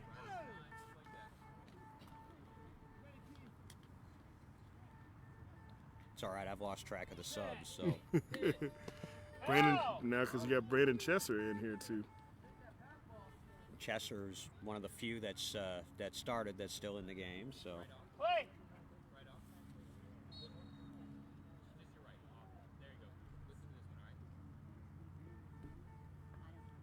Set. Ready. Hit. Pass.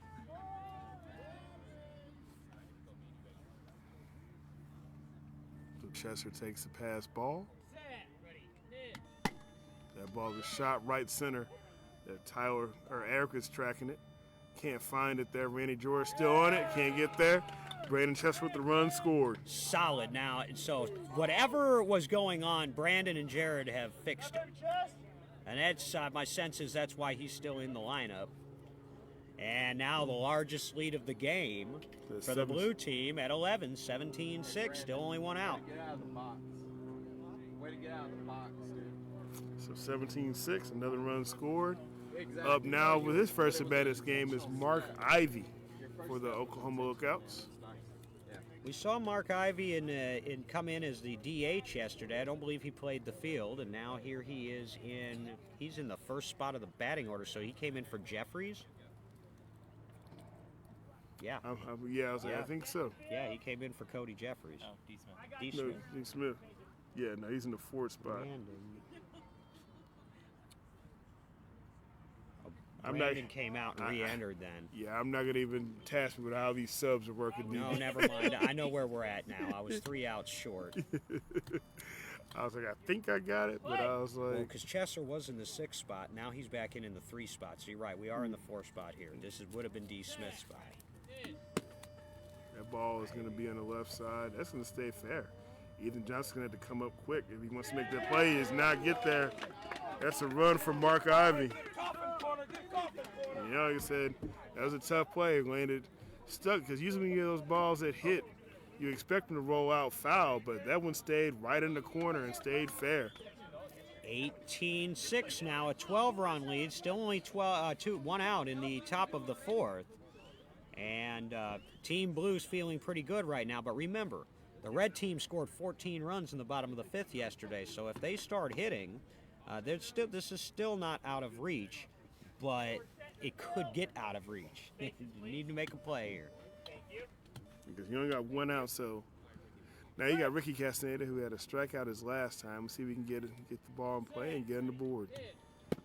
That ball is going to be in play. It's going to be to his new teammate, Ethan Johnston. Foot race. Oh, it bounced off him. Got it. Oh, he didn't miss the base. He scores, but unfortunately he missed the base there. Is that Ethan on the putout? Yes. Archer on Archer. Ethan Johnston on the putout there.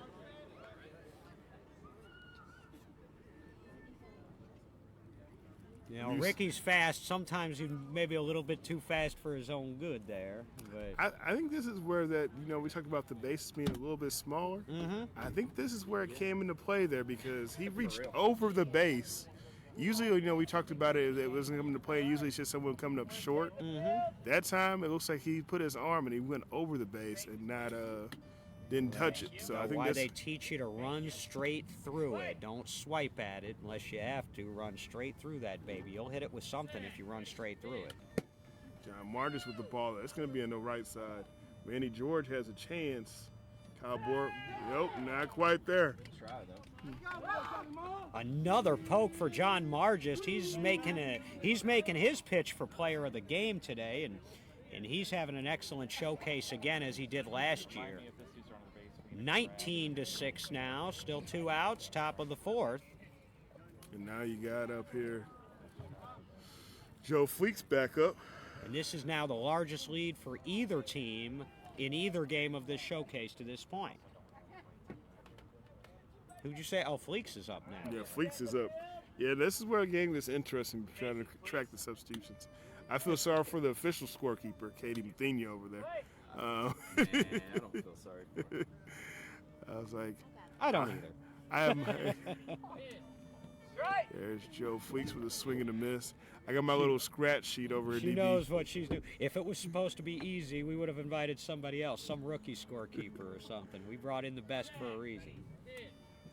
Swing and a miss by Joe Fleeks. Strike 2. She just had to adjust her hat, DB. Her head's getting so big over there. Let me adjust mine. I'll adjust mine while I'm at it. And for those who can't see me, I do have my University of Alabama Crimson Tide hat on. They're playing at 3 o'clock against Georgia in a must-win. Roll Tide. Everybody now turn off the stream, DB. No, there's no Alabama. Well, it's a must-win because of what UTA did to us in their first game of the season there. And mad respect to them. They came in and beat us at home, fair and square. That's going to be strike 4. It's a strikeout there on Joe Fleeks. 3 more on the board, though. So now. All right, defense. Hey, right here, defense. Going to the bottom of the fourth.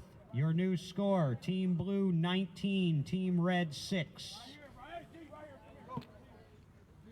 So there we go, 19-6. And they're going to get charged another defensive time. Well, let's see if Jason gave him a defensive timeout yesterday, huddling up for changing up sides. So I'm trying to see because now if you're the blue team, you want to make sure you got your best defensive lineman there because you can it's going to be hard to keep Fonzie from putting runs on the board. That's true, although the defense is playing better. The team defense is better. You're seeing balls get deflected. You're seeing the second line back up the first line a lot more than maybe we were seeing yesterday. And so they've gotten some things fixed on the team. But now, the red team isn't hitting the kind of balls consistently that they were yesterday. But I think a lot of this is on the defense, too. Some great defensive plays. So now you're going to see some guys, it seems like in their more natural spots here for Team Blue. Like I was wondering what they're going to do here. The chance to really put this game into, I don't want to say cruise control, but a little dangerous zone for Team Red. As Darius Sterling's been playing mostly on the right side up front. Now he's going to his natural spot that he occupies for the Blackhawks. He's playing up front left. Behind him is going to be Mark Ivy. I think it's going to deep left. And Joe Fleeks will be in between them. And on the other side, Ricky Castaneda in his normal spot on front right. You got Brandon Chester in the middle. And behind him in deep right. And John Margus in the middle. So I like that triangle of Darius, Ricky C., and John Margist. That's going to be formidable. And look, Fonzie and his crew, they need 2 runs here, at least. Otherwise, we're going to be in a 12-run rule. And it's no surprise you see in the undecked circle run out for Team Red after Dustin Youngren here. Tanner Gayers has a bat in his game. There we go. I was wondering when we were going to see him. That ball's outside into DB. Under me. Under your chair. I get it. I can't even. Way to go, guys. Look at these arms. These arms don't reach that far. Commentary team teamwork back here. We both failed at a DB, both of us. There we go. That's You're a strike little longer than I am. Strike one. That ball goes to the right side. Takes over under John Margus. That's going to be should be a run scored as White Lightning puts himself on the board. 3 for 3 now, Dustin, as I have it. 3 for 3 with a couple of putouts. Good day for Dustin Youngren in his first showcase experience. Yeah, no, he hit that ball right side, went under John Margus, went way past Brandon Chester, almost to those guardrails out there, and in between both fields. So that's a start, 19-7 now, and Tanner Gears can take care of any 12-run conversation with one here. Well, I thought he was on the undecked circle, but it looks like he's not. I'm trying to figure out who the bat. Oh, yeah, he is. Somehow he was missing his blindfold there. Or he's getting something changed with his blindfold. Yeah, no, he's missing his blindfold, so I think they're trying to give him something to. Well, that'll fly here. Now, you do that at the World Series and stroll the on-deck circle without your blindfold on, you can get in a little trouble for that. It looks like Mark Morris is going to re-enter for Dustin Youngren at the next opportunity. So they'll get Morris back in there. Dustin put in some good work, though. Now you got Tanner up here. Tanner coming in for, I believe this will be the spot for Rich Schultz. Yeah, I believe you are correct. Pass ball by Tanner there. He took a pitch off of Fonzie. All right.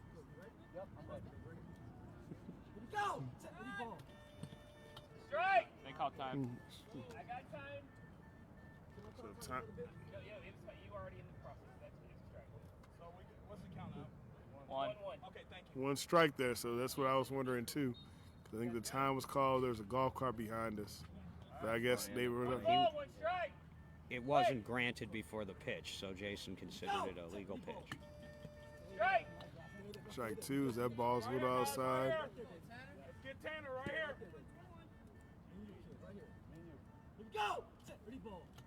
Ooh, Strike. Right over it. He swung out his shoes there. full count. After that swing, Tanner had to keep his balance, and he went all the way across. Yeah, the you plate. don't want to swing so hard that you lose your balance. That's you want to be able to have a solid base. Oh, and he strikes out. Oh man, He might have been a little amped up for that at Yeah. bat. It seems I like. don't know what's going on there. Yeah. Yeah. He's got enough power with his natural uppercut swing. He doesn't have to swing that power. Bora, But guys. Kyle Bora. that's one out, one in here. Still 19-7, and now it's up to Kyle Bora.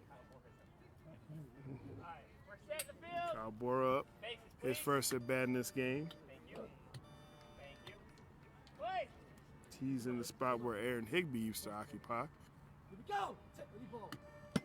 That ball's gonna be up the middle. Darius Sterling has a chance. He has it. Yeah, that's Nice gonna be play. it out. There he is. Yeah, he played well there last night. Now he's picking it right back up. Darius Sterling, he had a great defensive showing last year in this All-Star game, and Yeah, it's pretty much the same this year as well. he did. He did a lot to keep. Last year, I guess it was the blue team and or Team Texas. He did a lot to keep them in those games on the defensive side. That was a big play there. Hey, there's 2 outs now. It's 19-7. This becomes the at bat of the game here. Yeah, If you they got don't score here, we're going to see 6 more at bats. Here's 6 more outs. And here's Justin Rhines and another kid back because Justin can get a run here. Eric Rodriguez is behind him waiting on deck circle. Right. They need a two-out rally here. Strike! And I would imagine you're going to start seeing some other guys start re-entering. I know Mark Morris is coming in. He looks like he's in the hole. And I wouldn't be surprised if Zach Ramwood comes back in this game here shortly. Neither would I. Axel Cox is over there. And that's a shot down the right side or left side. Fleeks laid down way too early on that one, and that's going to be a run scored. All right, so we will have a top of the fifth inning regardless. It's 19-8 now as red team climbs back to within 11. And that ball was smoked down the left side, but if the spot, Mark Ivey would have been the only one with probably a chance, but I think if Joe Fleeks moves over a tiny bit, with his large frame, he may have a chance to block that one. So 19-8, now Erod. All right, we need one, guys. We need one.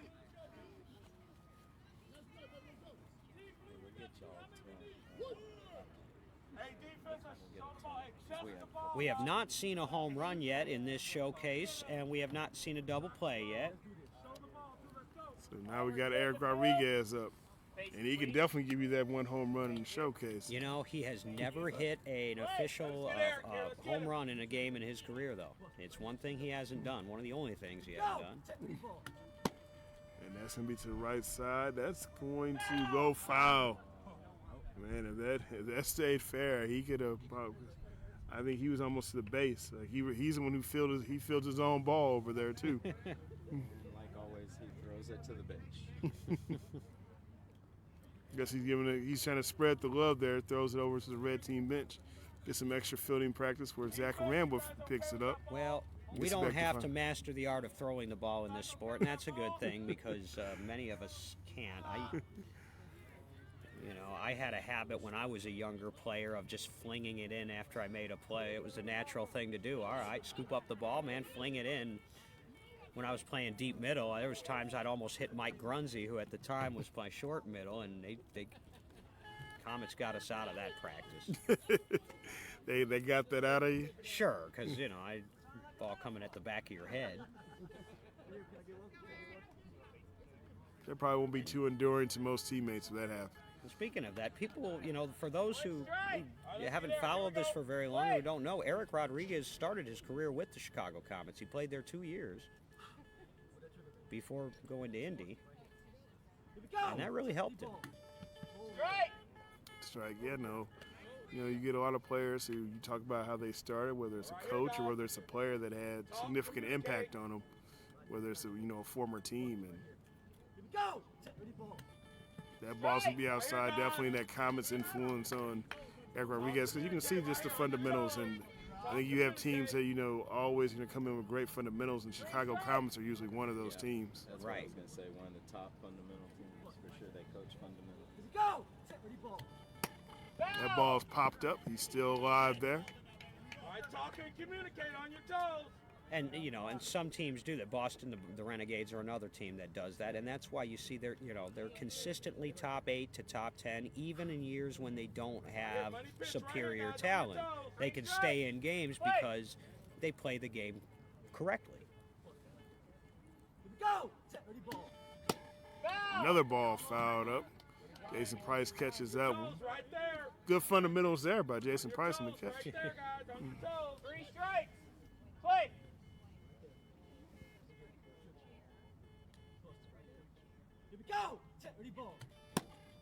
That one's high. I think that's going to be laying foul or fair. That does. Oh, Darius Aaron almost caught it.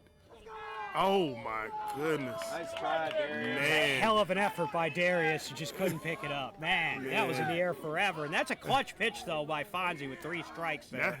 Not only did he almost make that out, he almost was right under it. He almost tracked it so much, he almost had it, and a rarity in beat ball, almost had a chance to catch it. Nice try, Darius. But dropped right in front of him, couldn't quite pick it up after that bounce, and that's a run scored for Team Red. Now you got Mark Morris up. So we're back to a 10-run game now. It's 19-9 and Morris to the plate. And as we mentioned earlier, Zach Ram was on the deck circle, so Yeah, I'll see.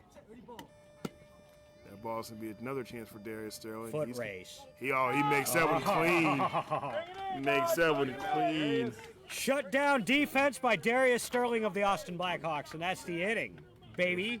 19-9 heading to the fifth. So they get 2 runs. They get 3 runs back. And I mean, that's how you want to do it there too. But they can't trade runs, they're getting 2, 3 and 3, but the problem is you run out of outs and you're down 10. So now this is another big chance for the blue team to pull away here. You got to get some runs if you're this blue Your team. score after 4 innings complete. Team Blue 19, Team Red 9. So 10-run lead here. So I think we're going to have some substitutions, but I see Gerald Dykes with a bat in his hand. So he's definitely going to be coming up here. Well, I think Gerald Dykes had an at-bat in the last inning. Yep. Didn't he get a ground ball? Yeah, he had a ground ball put out by Casey Krause. I know Justin Younger made the put out on Dykes. Justin went over there and got it. Right there, about 10 foot off the line. Maybe a little less than 10 foot off the line. I think they're going to hope for a better result here from Gerald here. Yeah, I told him he needs to be a little faster. Figure out how to get out the box a little bit quicker, Gerald. Yeah, come on, dude. Can't you be a little faster? So let's look at the defense. So now defense for the red team. Eric thank you. Eric Rodriguez will be up front left, so he's in this spot. Mark Morris is behind him in deep left. Zach Rambla and kind of almost shaded to right center. Ethan Johnson up front right. Behind him is Ron Jordan in the mid right, and then way back behind Ron in deep right is Justin Rhines. So they've got what they feel are going to be their run producers in the lineup now, I think. And they're going to test out Zach Rambla pretty quickly, and it's going to be safe. Mark Morris retrieved the ball, but not in time. Gerald Dykes with a run scored. That was a better poke for G there, and he's now back on the board. It's 20-9. See, the problem is, now that the red team, they've got their some of their better hitters in the game, but they're chasing 11 runs at this point and counting, and Jared doesn't look like he's slowing down at all. And he's got Brandon Chesser up to the plate here now. He's had a pretty solid day. Like you mentioned earlier in the game, they were trying to figure out their timing yesterday. Mm-hmm. It's like they figured it out today, and Brandon's been in that lineup pretty consistently all day long. I am surprised we haven't seen Axel Cox yet for Team Red, unless there's something going on with him. He's on the bench. I just saw that ball's right side. Justin Rhines has it. He's That's out. That's a big play. He is out. He went past Ethan Johnson, went past Zach and Rambla, a hard grounder. Justin Rhines, textbook there on the defense in the back row, and was able to make the play. So one big out in the 5th inning as the red team try to stay in this game. They've got the firepower to come back, but they can't really lose that touch anymore. Chasing 11. 1 out now. Now you got Mark Ivey up. Doesn't get much easier. That right side probably needs to be ready again unless Jared's gonna try to choose to hit, trying to make him go opposite field in the direction of Eric Rodriguez, but I doubt that's gonna happen. I wouldn't. The Oklahoma lefty takes a big cut there for strike 1.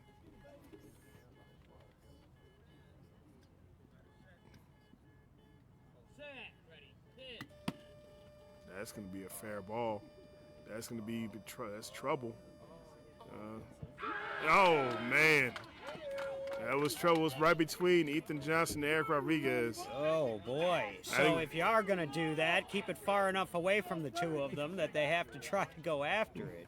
And I think that's also one of those things too. We talk about communication, because usually on some teams that those balls that are short middle right up the center are usually the right guy's ball or it's the left guy's ball. And I don't know if you saw any hesitation there as to who was going to go after that ball, but that can happen sometimes too. And sometimes you get a ball like that ends up on its speaker and it's hard to hear. Yeah, because I think exactly what happened though. Eric came straight across instead of attack. Yeah. Right. We're thinking Eric was, Ethan. Yeah, that's what I'm saying. You kind of seen a little bit of Play the shorter defender goes. a lot of hesitation on that one. Casey Krause now up. No ball. So it's back to a 12-run spread, 21-9, 1 out. Set. Ready. Hit. Strike. Didn't hear a drag either, so I'm not sure. Maybe they didn't know it was going to be that short. Set. Ready. Hit. That ball's hit foul over near the blue bench. Dontre Hunt makes the play over there this time, getting some fielding action in.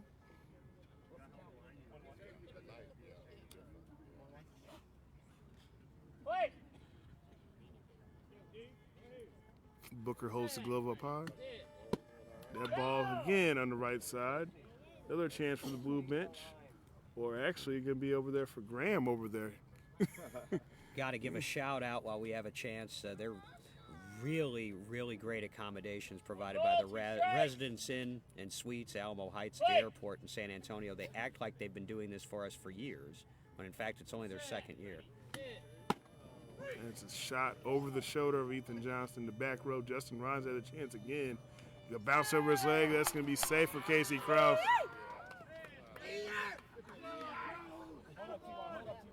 And back to a 13-run spread, 22-9 now, as they try to put this thing out of reach. That ball was smoked out there. Justin Rhines had a small chance, but not much. And the ball took a high bounce over his legs, carried over to almost the other field. Another run for the blue team, as he's hoping that his Philly Fire teammate Tyler Rodriguez can do the same thing here as he steps into the batter's box. All right, we're setting the field. Bases, please. Thank you. Play.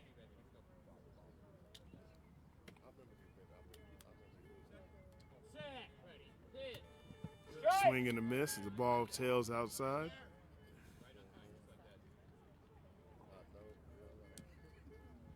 Set. Ready. Hit. Another one down the line. Ron Jordan has a chance, misses it. That's a tough Justin play. Rhines had it. Oh, almost there, but Tyler beats him wins that race there. Rodriguez scores. That was a quick one call by, is that Mike Beatty out there spotting? No, that's Nestor. That's Nestor. Nestor out there spotting. Nestor's done a little bit of everything today. Caught, coach, now spotting. A little bit of everything in the job So resume you've this got weekend. Nestor on one side, and who's spotting there on the other side? Beatty is on the other side. Okay. I didn't get any information at Lisa Gilchrist that there was anything wrong, but she's She not was over there. spotting. She was selected to spot over some pretty good spotters who are actually here on hand. So, but apparently she's not in the game. Yeah, she was in earlier. I think this is. She was in for a few innings yesterday too, and then they took her out. I think this is Nestor's first inning spotting, I believe. I think so. I don't remember him being out there last year. Now you got Cody Jeffries up here. Set. Ready. Hit. Wallops the ball in direction of Zach Randall, bounces over him, gets past Automatic. Mark Morris. That's a run scored. Automatic. I'd be really interested to know when we compile stats later on what Cody's batting average is, because I think I remember him being put out one time in this tournament so far, in this showcase. That sounds about right. And he's not using a lot of pitches to do it either. No, and then you know, once you get past Cody, you get another one of his Thunder teammates. So little familiarity here. You know, you go from Cody to now Gerald Dykes. Yeah, they've gotten now the kind of the lineup you saw that resembled their lineup yesterday when they started out with Jeffries and Dykes at the top here. Just kind of you put your foot in the pedal here and try to make this game a little bit shorter. And that's what they're doing. I believe that's the 24th run. You know, Dykes in the direction of Aguirre's over him. Mark Morris has a chance. It's under him. That's a run scored. This is starting to resemble what I used to see with the Thunder, where they went rapid fire with this, and as soon as somebody scores, the next person's up to bat. One pitch, bang. They just scored about 4 runs in the last, 2.5 minutes. It's And they're opening it up now. What do we have? 25. Somebody's going to have to give me a count here, because they've scored so many so quickly here. I've lost track. We're going to get to our stress scorekeeper over there, trying to keep over all these substitutions And but I think you're right about 25, DB. Katie, is that 25 now for them? Set in the field. Faces, please. Thank you. Yes. Okay. Play. So 25 to 9. And Brandon Chesser up here. Set. Ready. Hit. Strike. Ball just drops. Yep. Just drops right under the bat there. Strike one. Set. Ready. Hit. Strike. A little outside that time for strike two.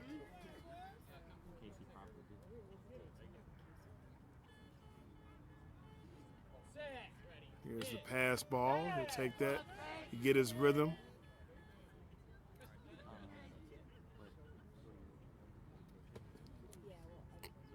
Set. Ready. Hit. That's a shot on the right side. Run past Ron Jordan.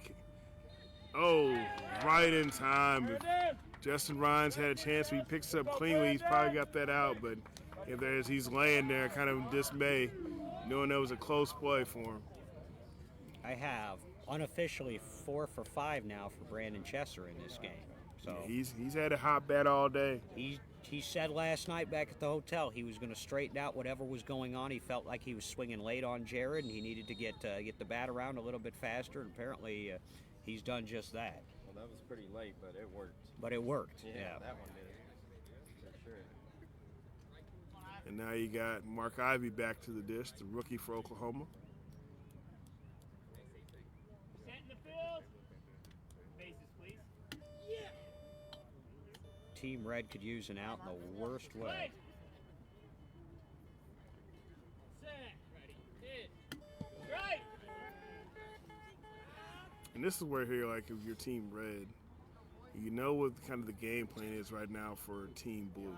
They're keeping the ball away, basically playing keep away from that side of Eric Rodriguez and Mark Morris. So your guys on that right side have to make a big play for you here. And it sounds so easy sitting back here behind the scorer's table. Set. Ready. Hit. And there's his bat turned upside down for the pass ball there. Yeah, that's his sign. Set. Ready. Hit. Oh, that's going to be in the direction of Eric Rodriguez. Right on, he bounces, and there's an out. Yep. So Eric gets one chance and makes the play, and that's probably why they've been placing the ball the way they have. That's only the second out of the inning though. Still, in what I have is a 26 to 9 Yep, 26. game. So now you got Casey Krause back up. You got Casey Krause, Tyler Rodriguez is in the on deck circle.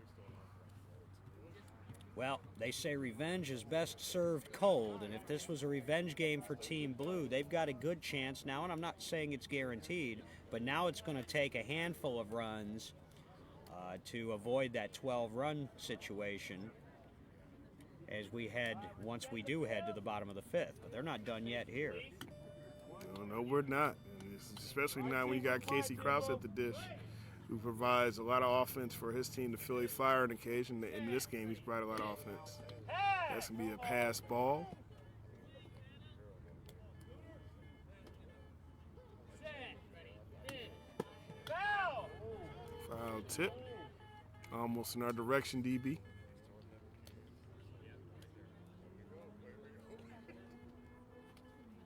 Set. Ready. Hit. Shot down the right field line at Ron Jordan. Ron Jordan's running. It's on his body.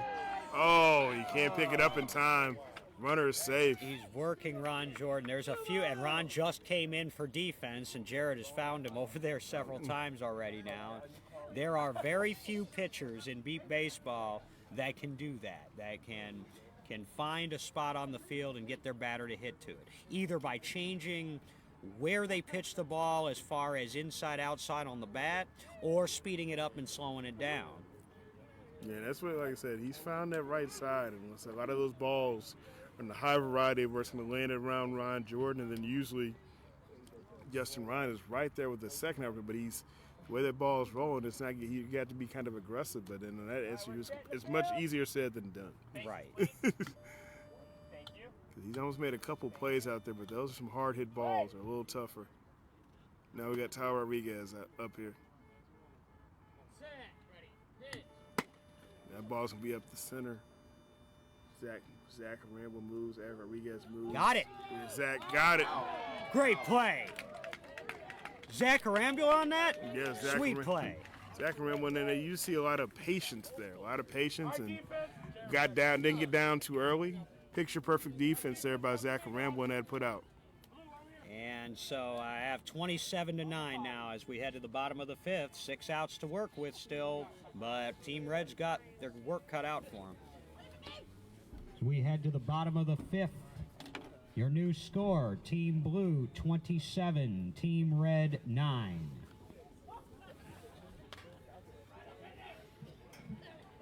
Much different flow to this game today than it was yesterday. I mean, I think, like you said, defense has definitely picked up. But this time yesterday, we had 36 runs on the board. The second inning yesterday, we had about 30, that amount in 2 innings yesterday. I expected to see better defense today. Now, if you had asked me if I had 9 runs for Team Red going into the bottom of the fifth on my bingo card, I would have said no. I'm surprised that they only have 9, but they've still got 6 outs to work with, and they put up 14 in 1 inning yesterday. So we'll see what happens here. And now you get some defensive changes too. So now Casey Krause is going to be playing short left. That's his natural position. Yep, his natural spot. Trying to see where they're sending him. I think Cody Jeffries is going to be playing behind him in the middle on the left side. I like that. He didn't look comfortable on the right field side yesterday. And then David Smith is playing in that deep rover position. And he's played that position before. On the left side. So now in your center spot, you got Tyler Rodriguez up center. And then on the right side, you got Darius Sterling. And behind him, former teammate of his, Brandon Chesser back there. That's a tight defensive alignment. This may be their closing defense here that you're going to see. They're not letting off the pedal, in other words. They're putting players back in natural positions or positions they've played before.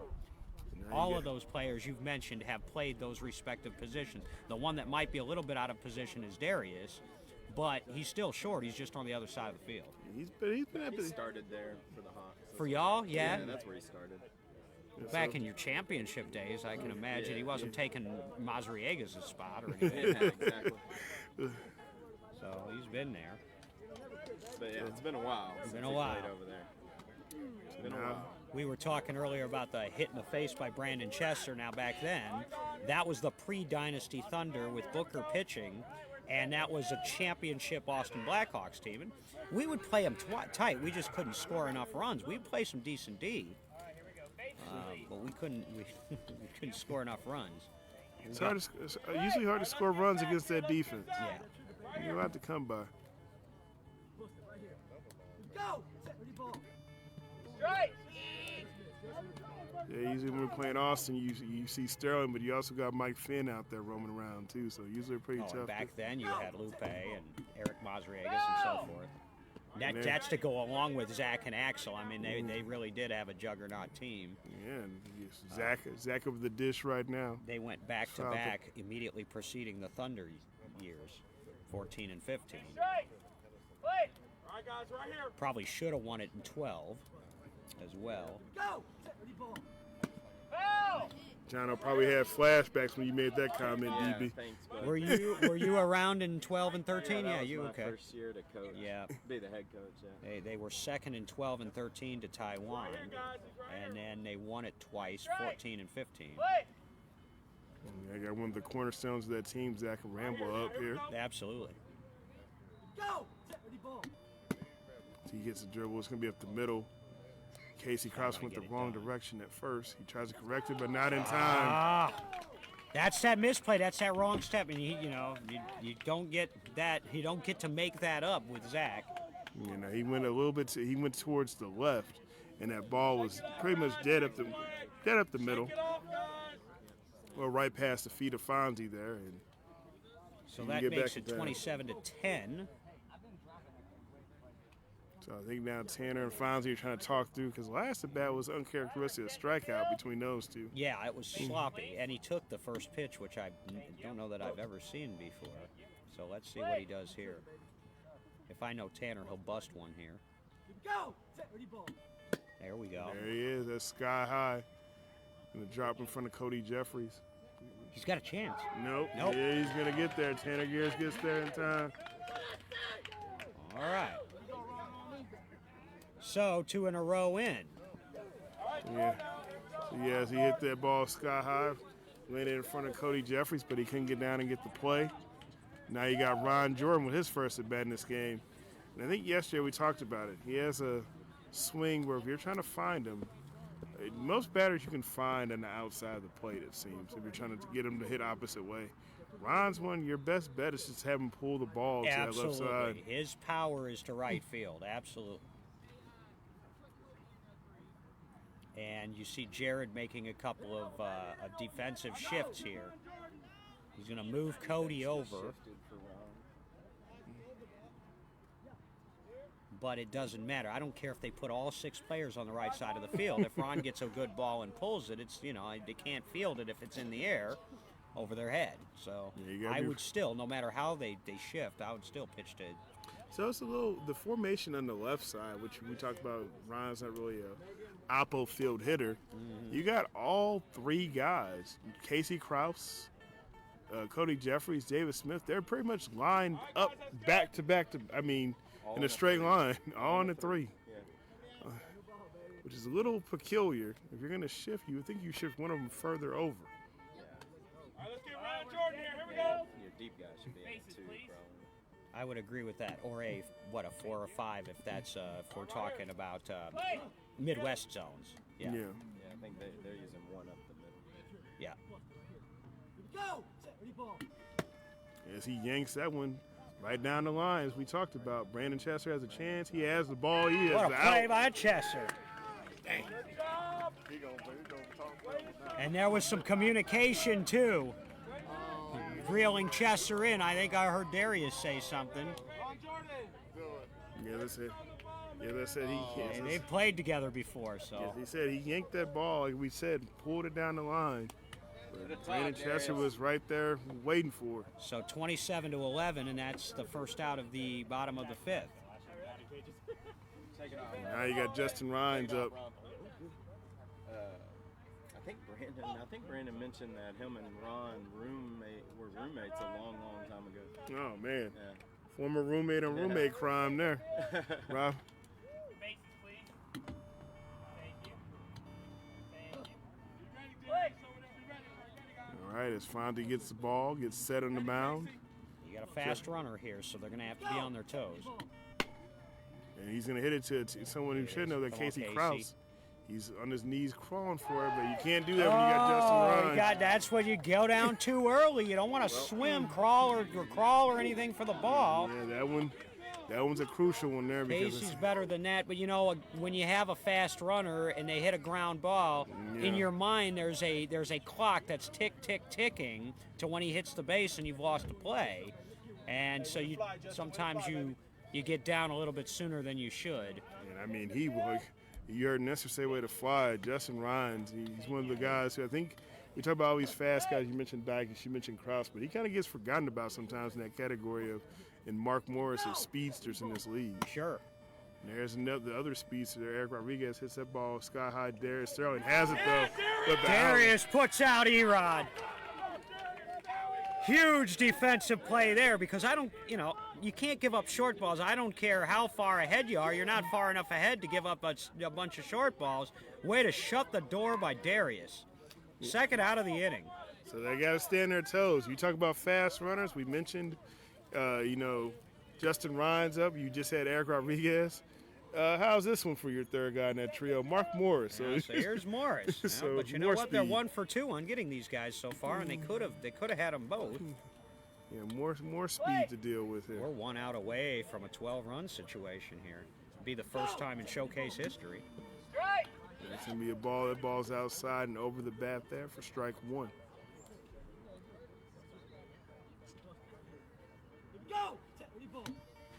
Strike. And strike 2.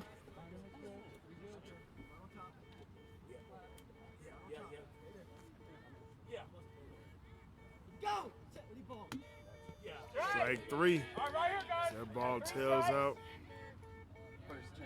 Remember, the blue team is doing all of this without Justin Howland, who's one of their significant players, obviously. Ball's Stays fouled in back. it. Nice, Nestor. That was Yes. clean. I got that on video. He made it look real easy. Yeah, he did. Play.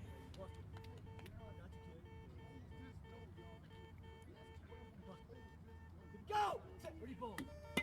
Foul. Ball's gonna be fouled back. He's hanging tough. This is a must-score situation here for the next 4 batters that come up. 5, really. Three strikes. Play.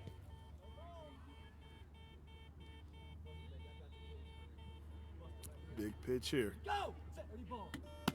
That ball's put into play. It's aimed at Casey Krause. Bounces off of him. He's safe. Casey's having a little trouble over there, man. He's not as clean as I might expect on some of these. That one got on him quick, though. Got him quick. He was down, sitting there. And it bounced right off like off his ribs and went behind him. So Got it.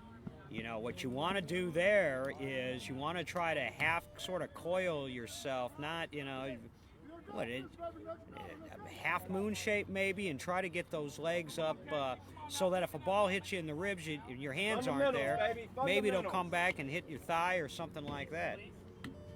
yeah, you hear Booker and you hear some about his fundamentals there.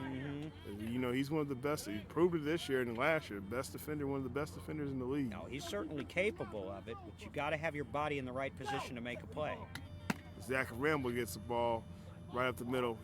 Casey dives for it. That's going to be a tough play. David Smith's not going to get there. Zach Ramble with the run scored. Here's the red team.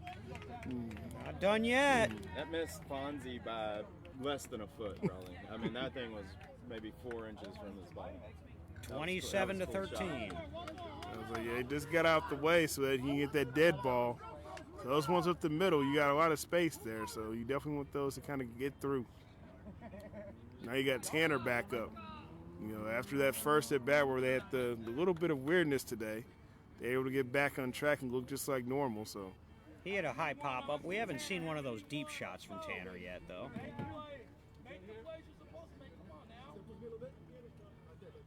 Booker imploring his team to shut this down now. Still a 14-run lead. Jared wondering if he's going to need to pitch in the 6th inning or not. Go. here we go. Strike. That's a strike there.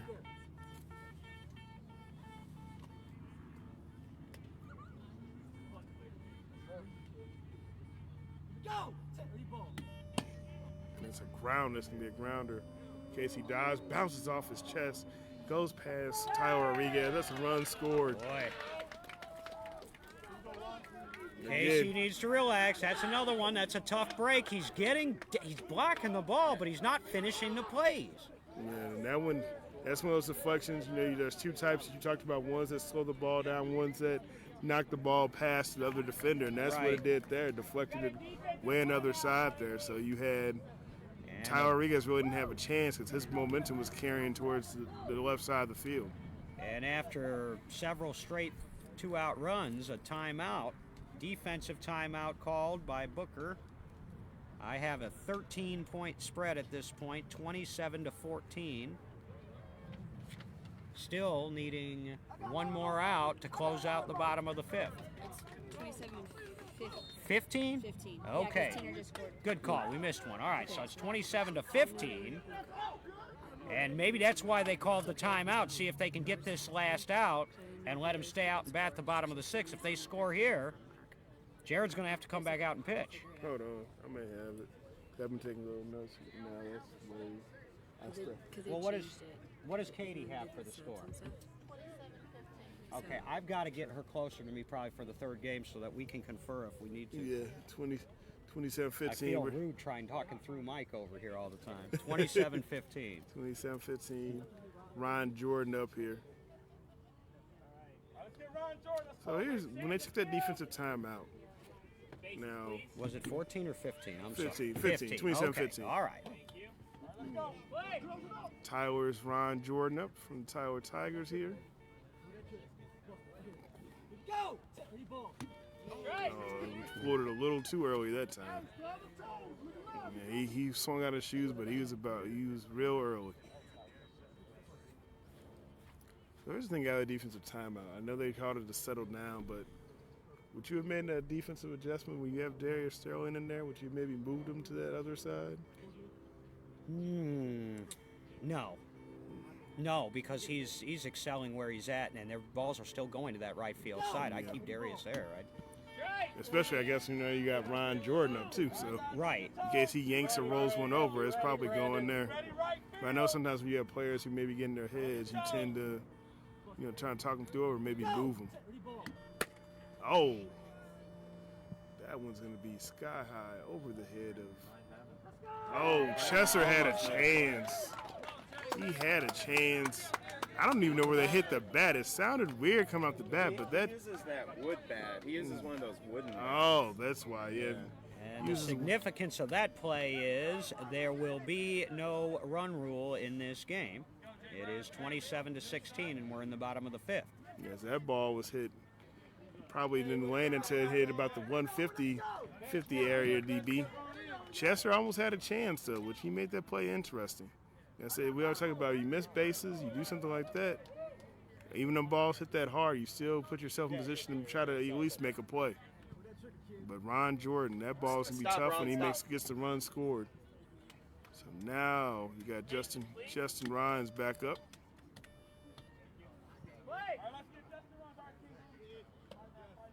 And some momentum now. Uses that one of his home run bats that they got that one. You know what I mean? They gave out the bats from when he hitting home runs. It's just Rhines is one to the left center. Over pass gets across. Rodriguez got it. There he did. Tyler shut it down there on that one. Put out his teammate. And that'll end the bottom of the fifth. So they do just enough to avoid the 12-run rule, but it's still an 11-run game as we head to the sixth. Down by 11. After 5 innings complete, your score, Team Blue 27, Team Red 16. 27-16 here. 27-16. Red team's going to take the field here. Blue team getting ready to come up to the plate. See who they got coming up. Top of the sixth. So it looks like the red team's going to keep some of their defensive alignment. Eric Rodriguez playing up front, short left. Mark Morris will be the only person behind him in deep left. Zach Remble going over to the center portion of the field, out there about 110 depth. Also, you got Randy George. Looks like he's going to be playing short right, and behind him is going to be Ron Jordan. So we're looking at one more person. It's going to be Justin Rhines out here, who's going to be playing deep right.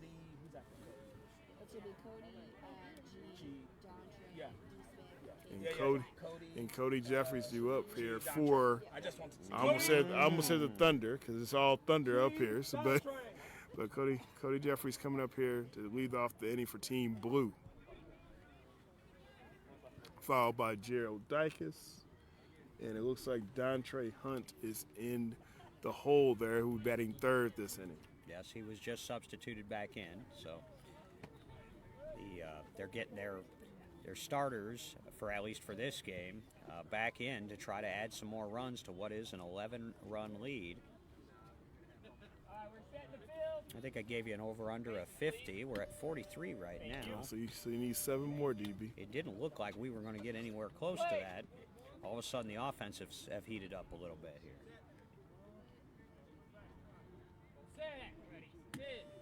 Strike! Hey, quiet. One strike. Play.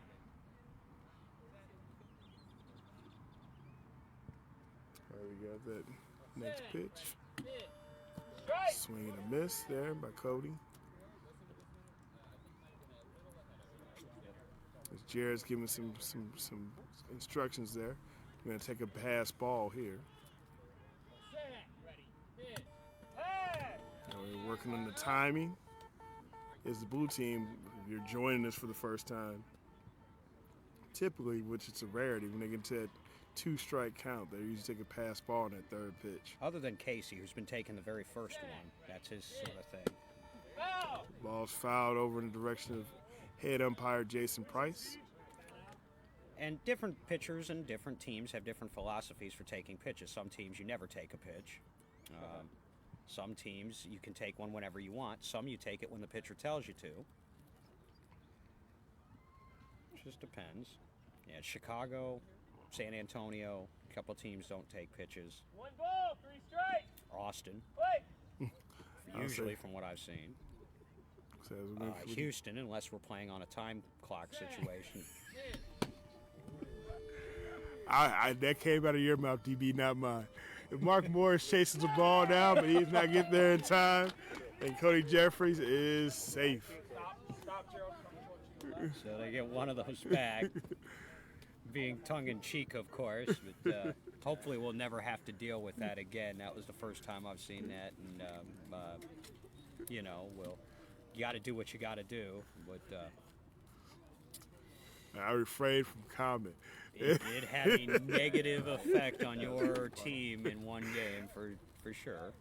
I know I've seen Kevin strike somebody out on purpose because they took a pitch they weren't supposed to.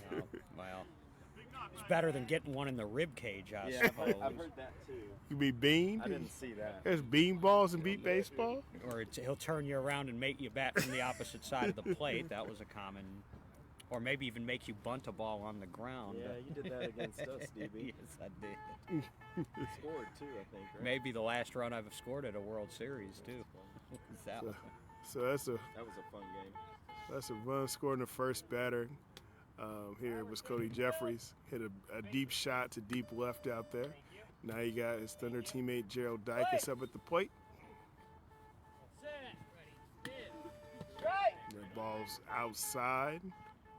Looks like they're trying to go back over into this opposite field this time.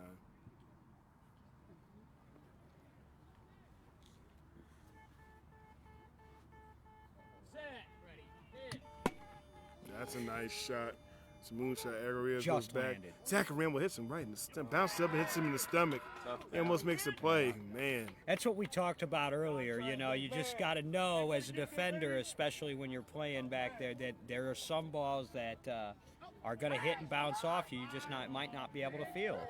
Yeah, that was gonna be a tough play. It almost would have been the way it bounced. It was almost the first bounce. Almost would have been a double play in a sense. Bounced off the ground, hits him right in the lower abdomen. Oh, and you're like, if you could have just had your hands there and held on to it. Yeah. But again, they're doing this under a blindfold, and so they're doing it strictly by sound and by feel. He tracked it. He tracked that ball really well. I thought it was gonna be a no doubter. Now we got Dontre Hunt up here. As the blue team goes 2 for 2 to start this inning. They're looking for their 30th run. And that may give him a shot there. That's a shot back and deep. But Mark Morris is on it. Oh, he bounces off his leg. He can't get in time, but Dontre Hunt's moving down there. That's a tough play to make. So they've matched now. Their output from yesterday has Team Blue with their 30 runs.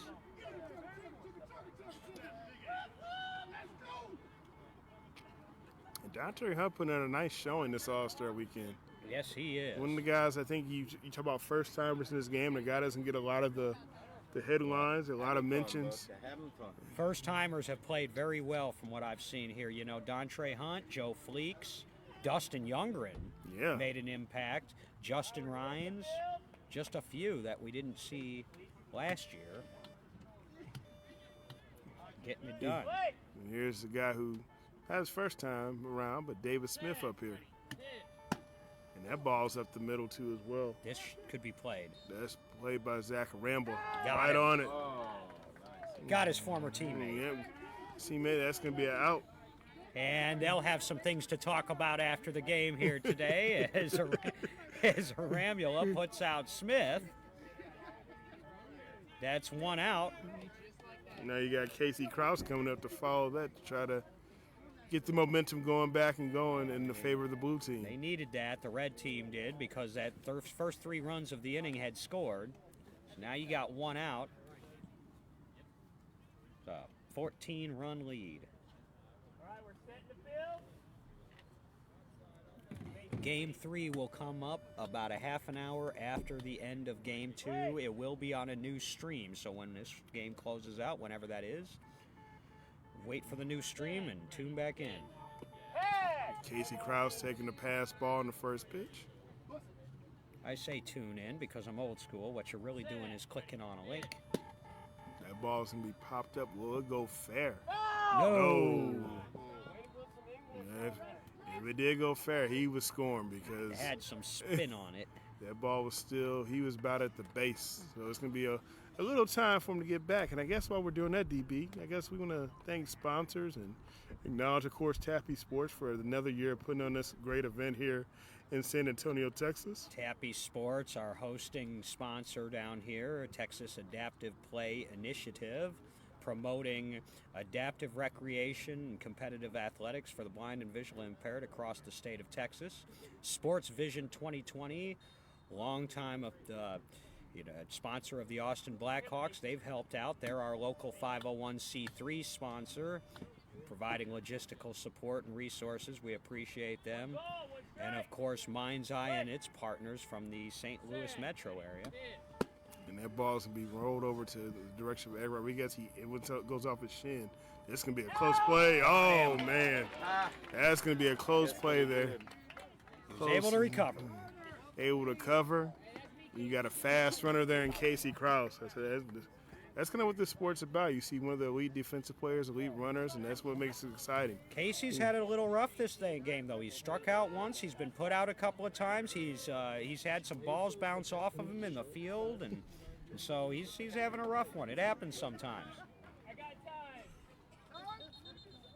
Timeout called now. Not sure why. I think it's the red team. The red team's huddling up out there. Interesting. A defensive timeout after a putout. You don't see that quite as often. Maybe they're trying to ice Tyler up here while he's in the box. Maybe I can negotiate now with those cleats I've been How trying do to you get. ice someone who already has ice in his veins, though? I can negotiate for those cleats that I've been trying to get since yesterday, DB. And Tyler, one of the more flamboyant and charismatic players that we have. You never know what he's going to say. Always keeps the stream alive. Maybe we should do this, DB. Have some beat ball mic'd up. How do you think that would go? Well, yeah, I don't know that would be a good idea. I've seen where spotters, and I don't encourage this behavior, but I've seen certain spotters take their phones out and stream from the field while they're spotting, and it is interesting what you hear, players, things overheard from in the field. Yeah, no. I was like, that'd be interesting. Just to that end of, you have the mic'd up experience. I think during the regional we had the video recorder, they did put some mics on spotters and coaches. We keep the raw B footage. I think Orlando was caught on the live mic during, I think, the game during Austin. We can't share that out. So. It's hilarious, man. Why just play the game? So I think the red team's called their defensive timeout. I think we're at 30-16 here. Is that what you have there, Jason? 30-16. That's from our official scorekeeper.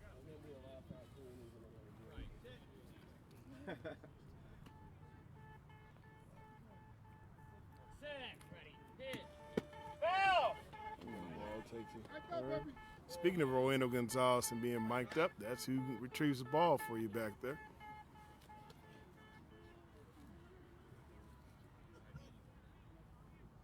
One strike. Set. Ready. Hit. That ball's hit right side. Randy George, off Randy George. He's going to have to recover quickly to get it. He did not get there in Ball time. was on the ground, not in time. It bounced off of him. Tries to go in front of him to get it on that right side, but couldn't get there in time. And Tyler Rodriguez scores another run. Tyler finds ways to do it, and that's what I talked about, his high contact percentage when he was with the Thunder again with Jared. He had a higher contact percentage than players like the White brothers and Zach Bueller and Daryl Dykes and all the studs they had on that team, and he just finds ways to score. He's not the fastest, he's not the hardest hitting, but he can hit it anywhere on the field, and he runs straight bases, and he's always putting it in play. Now you got another guy who's pretty hard to get out.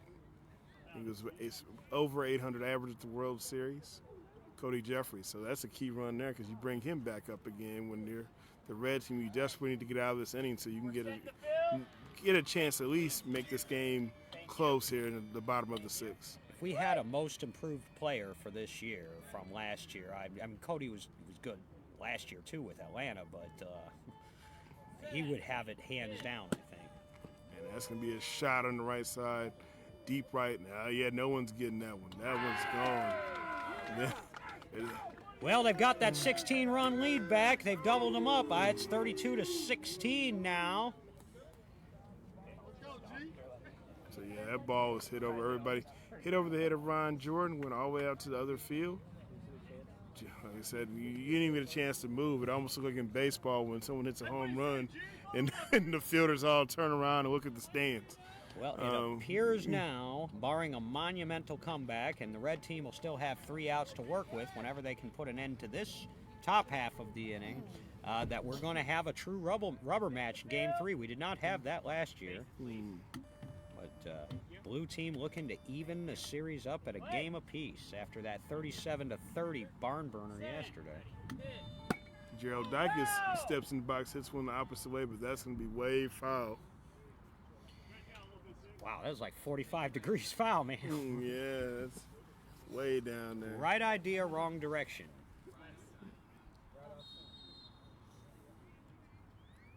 We're still getting the ball. The kid's still running to get that ball. Still trying to get the ball back. Now we're getting the ball back in play. We were mentioning sponsors. You're local to the St. Louis metro area. Of course, we've got Mind's Eye Radio, represented here by yourself and the gentleman to my left, Mike Curtis, the Lighthouse for the Blind of St. Louis, and Andy Hannigan and Hannigan Realty. That ball's going to be out. He's to the other side, to the left side. Zach Rambo has a chance, but with Gerald Dykes running, that's a tough play, and he is safe. Zach got there. 33 runs. Look at this. We're at 49. It looks like we may go over that 50 over-under total. And now that brings up Dontre Hunt again. Beat Ball Nation, a presenting sponsor as well, and some individual sponsors. I know Ethan Johnston helped out, and some others. And, of course, I would be remiss at this point if I didn't mention the law office of David P. Benny, where we don't argue cases, we win them. I was going to mention it for you. You were going to leave yourself out there. It's like very big, very key factor in making this game happen, DB. So. Well, it takes a village. Dontre Hunt with a shot up the right side. Now these balls are getting some hang time out here. Justin Rhines, though, came into the frame, went all the way from right to left, and slid out there and makes that play. Justin Rhines said no mas. His shot of the day was a put out. Wow, excellent play. That might be the defensive play of the game today. I would say of the game, I think it's a rival with the play Tyler Rodriguez made yesterday on a ball. And that ends the top of the sixth, and I have 33-16 unless I'm told otherwise. Yeah, we need 2 touchdowns and a field goal from the red team here. Your new score heading to the bottom of the sixth. Team Blue 33, Team Red 16. We'll see how many Fonzie and his offense can get back here. They got 3 outs to work with. I think next year we should incorporate like rock and jock beat baseball. Have like a gold money ball. It's worth like 5 runs or something. I was going to say, I'm not familiar with that term, so I was going to ask you to elaborate on that. You don't remember? Back in MTV. Yeah. They said like the celebrities and the pro ball players play, and they would do like There's a Rock and Jock baseball. I was too busy watching ESPN to watch They had a basketball MTV. version where they had little spots. Yeah. Like little spots on the Yeah, the 25-point shot. shot. Yeah, 25-point shot. Yeah, exactly. But they I had like remember that. they had like Ken Griffey and all those, and Mike Piazza. All those guys were playing it, and it was pretty cool. Well, now that's my era, but Yeah. I guess I wasn't a big MTV fan, unless it was Beavis and Butthead. I liked that. They were good. And Rock and Jock was always fun to watch. yeah, But they it always was, had man. they had the gold ball too. It was like you hit the gold ball and you hit a home run, you get like so many points. So yeah, next year maybe down the pipeline, a Rock and Jock beat baseball. That'd be fun. We'll have to send you some tapes, TB. We'll have to get you familiar with Rock and Jock baseball. So we appreciate. We had most of these sponsors last year, but we didn't have. We've now added to this showcase event Andy Hannigan and Hannigan Realty over there, which I know is a good partner of Mind's Eye. And I'll tell you what, if I ever have to relocate across the state to the western side of the state, look to buy me a house, I'm going to be calling Andy Hannigan at Hannigan Realty. He helps out in Illinois too, so I think if you want to stay in Illinois, I think he still can take care of you. All right, now we got. I think let's look at our defensive line. Defensive line's the same as last inning here. Except, now we do have a little movement. Ricky Castaneda's in. He's playing that center spot up the middle, and Ty Rodriguez is now playing in deep right. Really? Okay, so now they're going to put him out there. That's an interesting move. And his brother Eric up to the plate right now with strike one there. Everywhere now, let's get him. Eric can go opposite field with power. Let's see what he ends up doing here. Fouls it back to my partner. Nope. That was Jono made the save for us there. I didn't want to have to lay out all the way, DB. I didn't want to show you up today, so I just let Jono Well, take you would care. cover a little more ground laying out than I would, but That ball's yanked over to Casey Krause's direction. He passed him. That's gonna be a ball. That's gonna be out by David Smith back there in the rover spot. David Smith with his first put out of the All-Star Showcase, and it comes at a big spot, backing up Casey over there for out number one. 2 to go.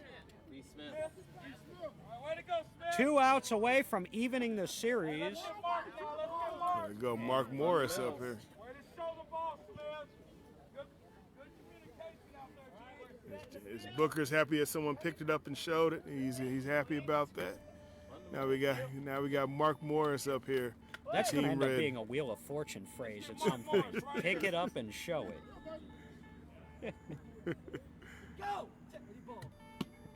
He's gonna yank that one. That's gonna be down the line. Casey Krause coming up. A long way to go. He goes got past it. Oh. He overran it Oh, there. he overran the ball. Yeah, when it rains, it pours. Casey's having a tough one, man. Yeah. And it starts messing with. And he's in his third year, so he's by no means a rookie. But it starts messing with you a little bit when you know you're struggling. Also, Casey just needs to slow down a little bit, and he's got the skills. He knows what he's doing. Nestor, one at a time, baby. One at a time, baby. Now you got Zach and Rambo up here. I said you gotta get. So it's 33-7. There's your 50th run there. So we're right on that over/under. So let's see if we can get over here. Zach and Rambo steps in the box.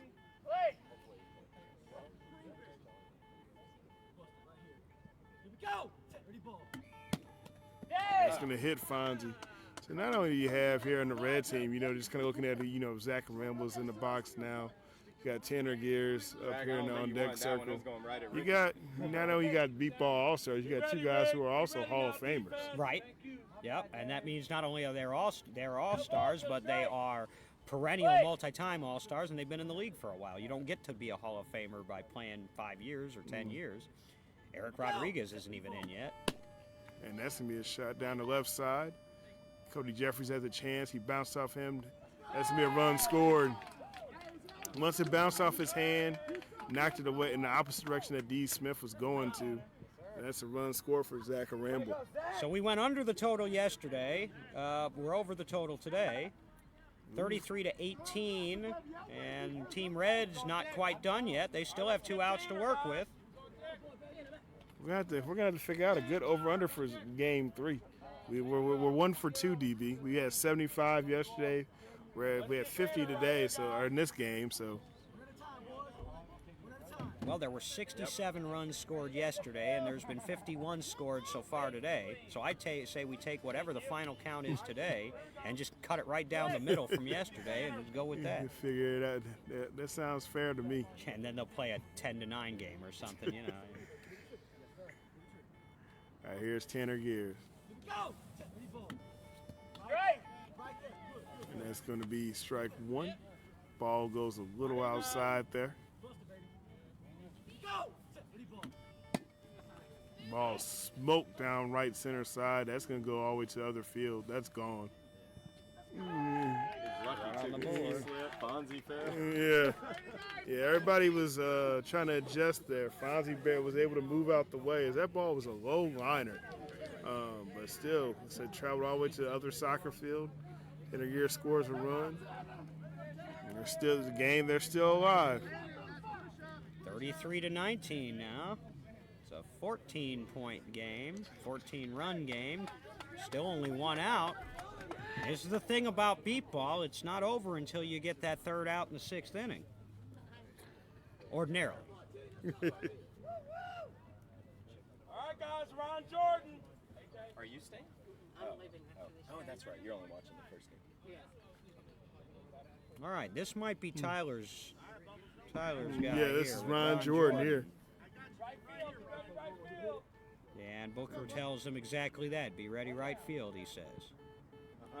Back of the line. Back of the line. Both times he's hit it to right field. He's had 2 at bats. One he kind of hit it, he rolled it over, but the middle defender was able to make a play. The last time he hit a ball, nobody would have made the play because he hit that one a ton. Right here, guys, right here.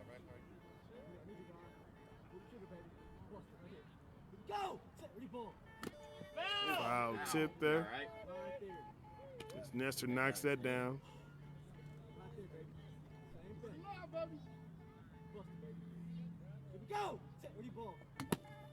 Against that one. That ball, DB, it was foul ball. That ball was as high as the field lights when it was in the air. That was smashed. Yeah. He ran the wrong way, too. He can hit some towering balls, that's for sure. Yeah, that was Especially with Fonzie trying to drop it right there on the top of his bat. Uppercut swings, we talked about that yesterday versus a traditional. They're harder to hit, but it's high reward in beat ball when you hit them. It's almost Defense can't make a play on the ball while it's hanging in the air. So you cannot. And it's almost like baseball. We look at MLB. We talk about launch angle. It's almost the same here. A lot of that launch angle where you're lifting the ball, you're trying to pop it up and get the distance. But the difference in baseball is a high pop fly is useless if it comes down in somebody's glove. In beat baseball, it's very useful. And especially you got some speed. That ball's way over that one's extremely high on that one. On your toes, guys, on your toes. That was the first pitch since the bat. They were out of sync, but the other 2, they were on it. Ooh, struck him out. That's the 2nd out of the inning, and Team Red is down to their final out.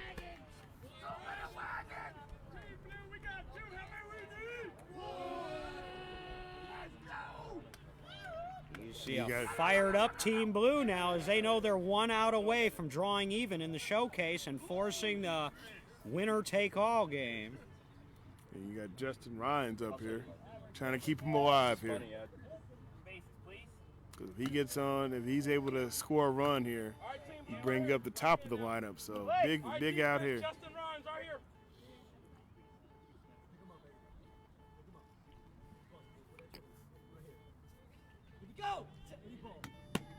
He hits the ball down the left field let's line. stay Casey fair. Krause is tracking it, but he missed it.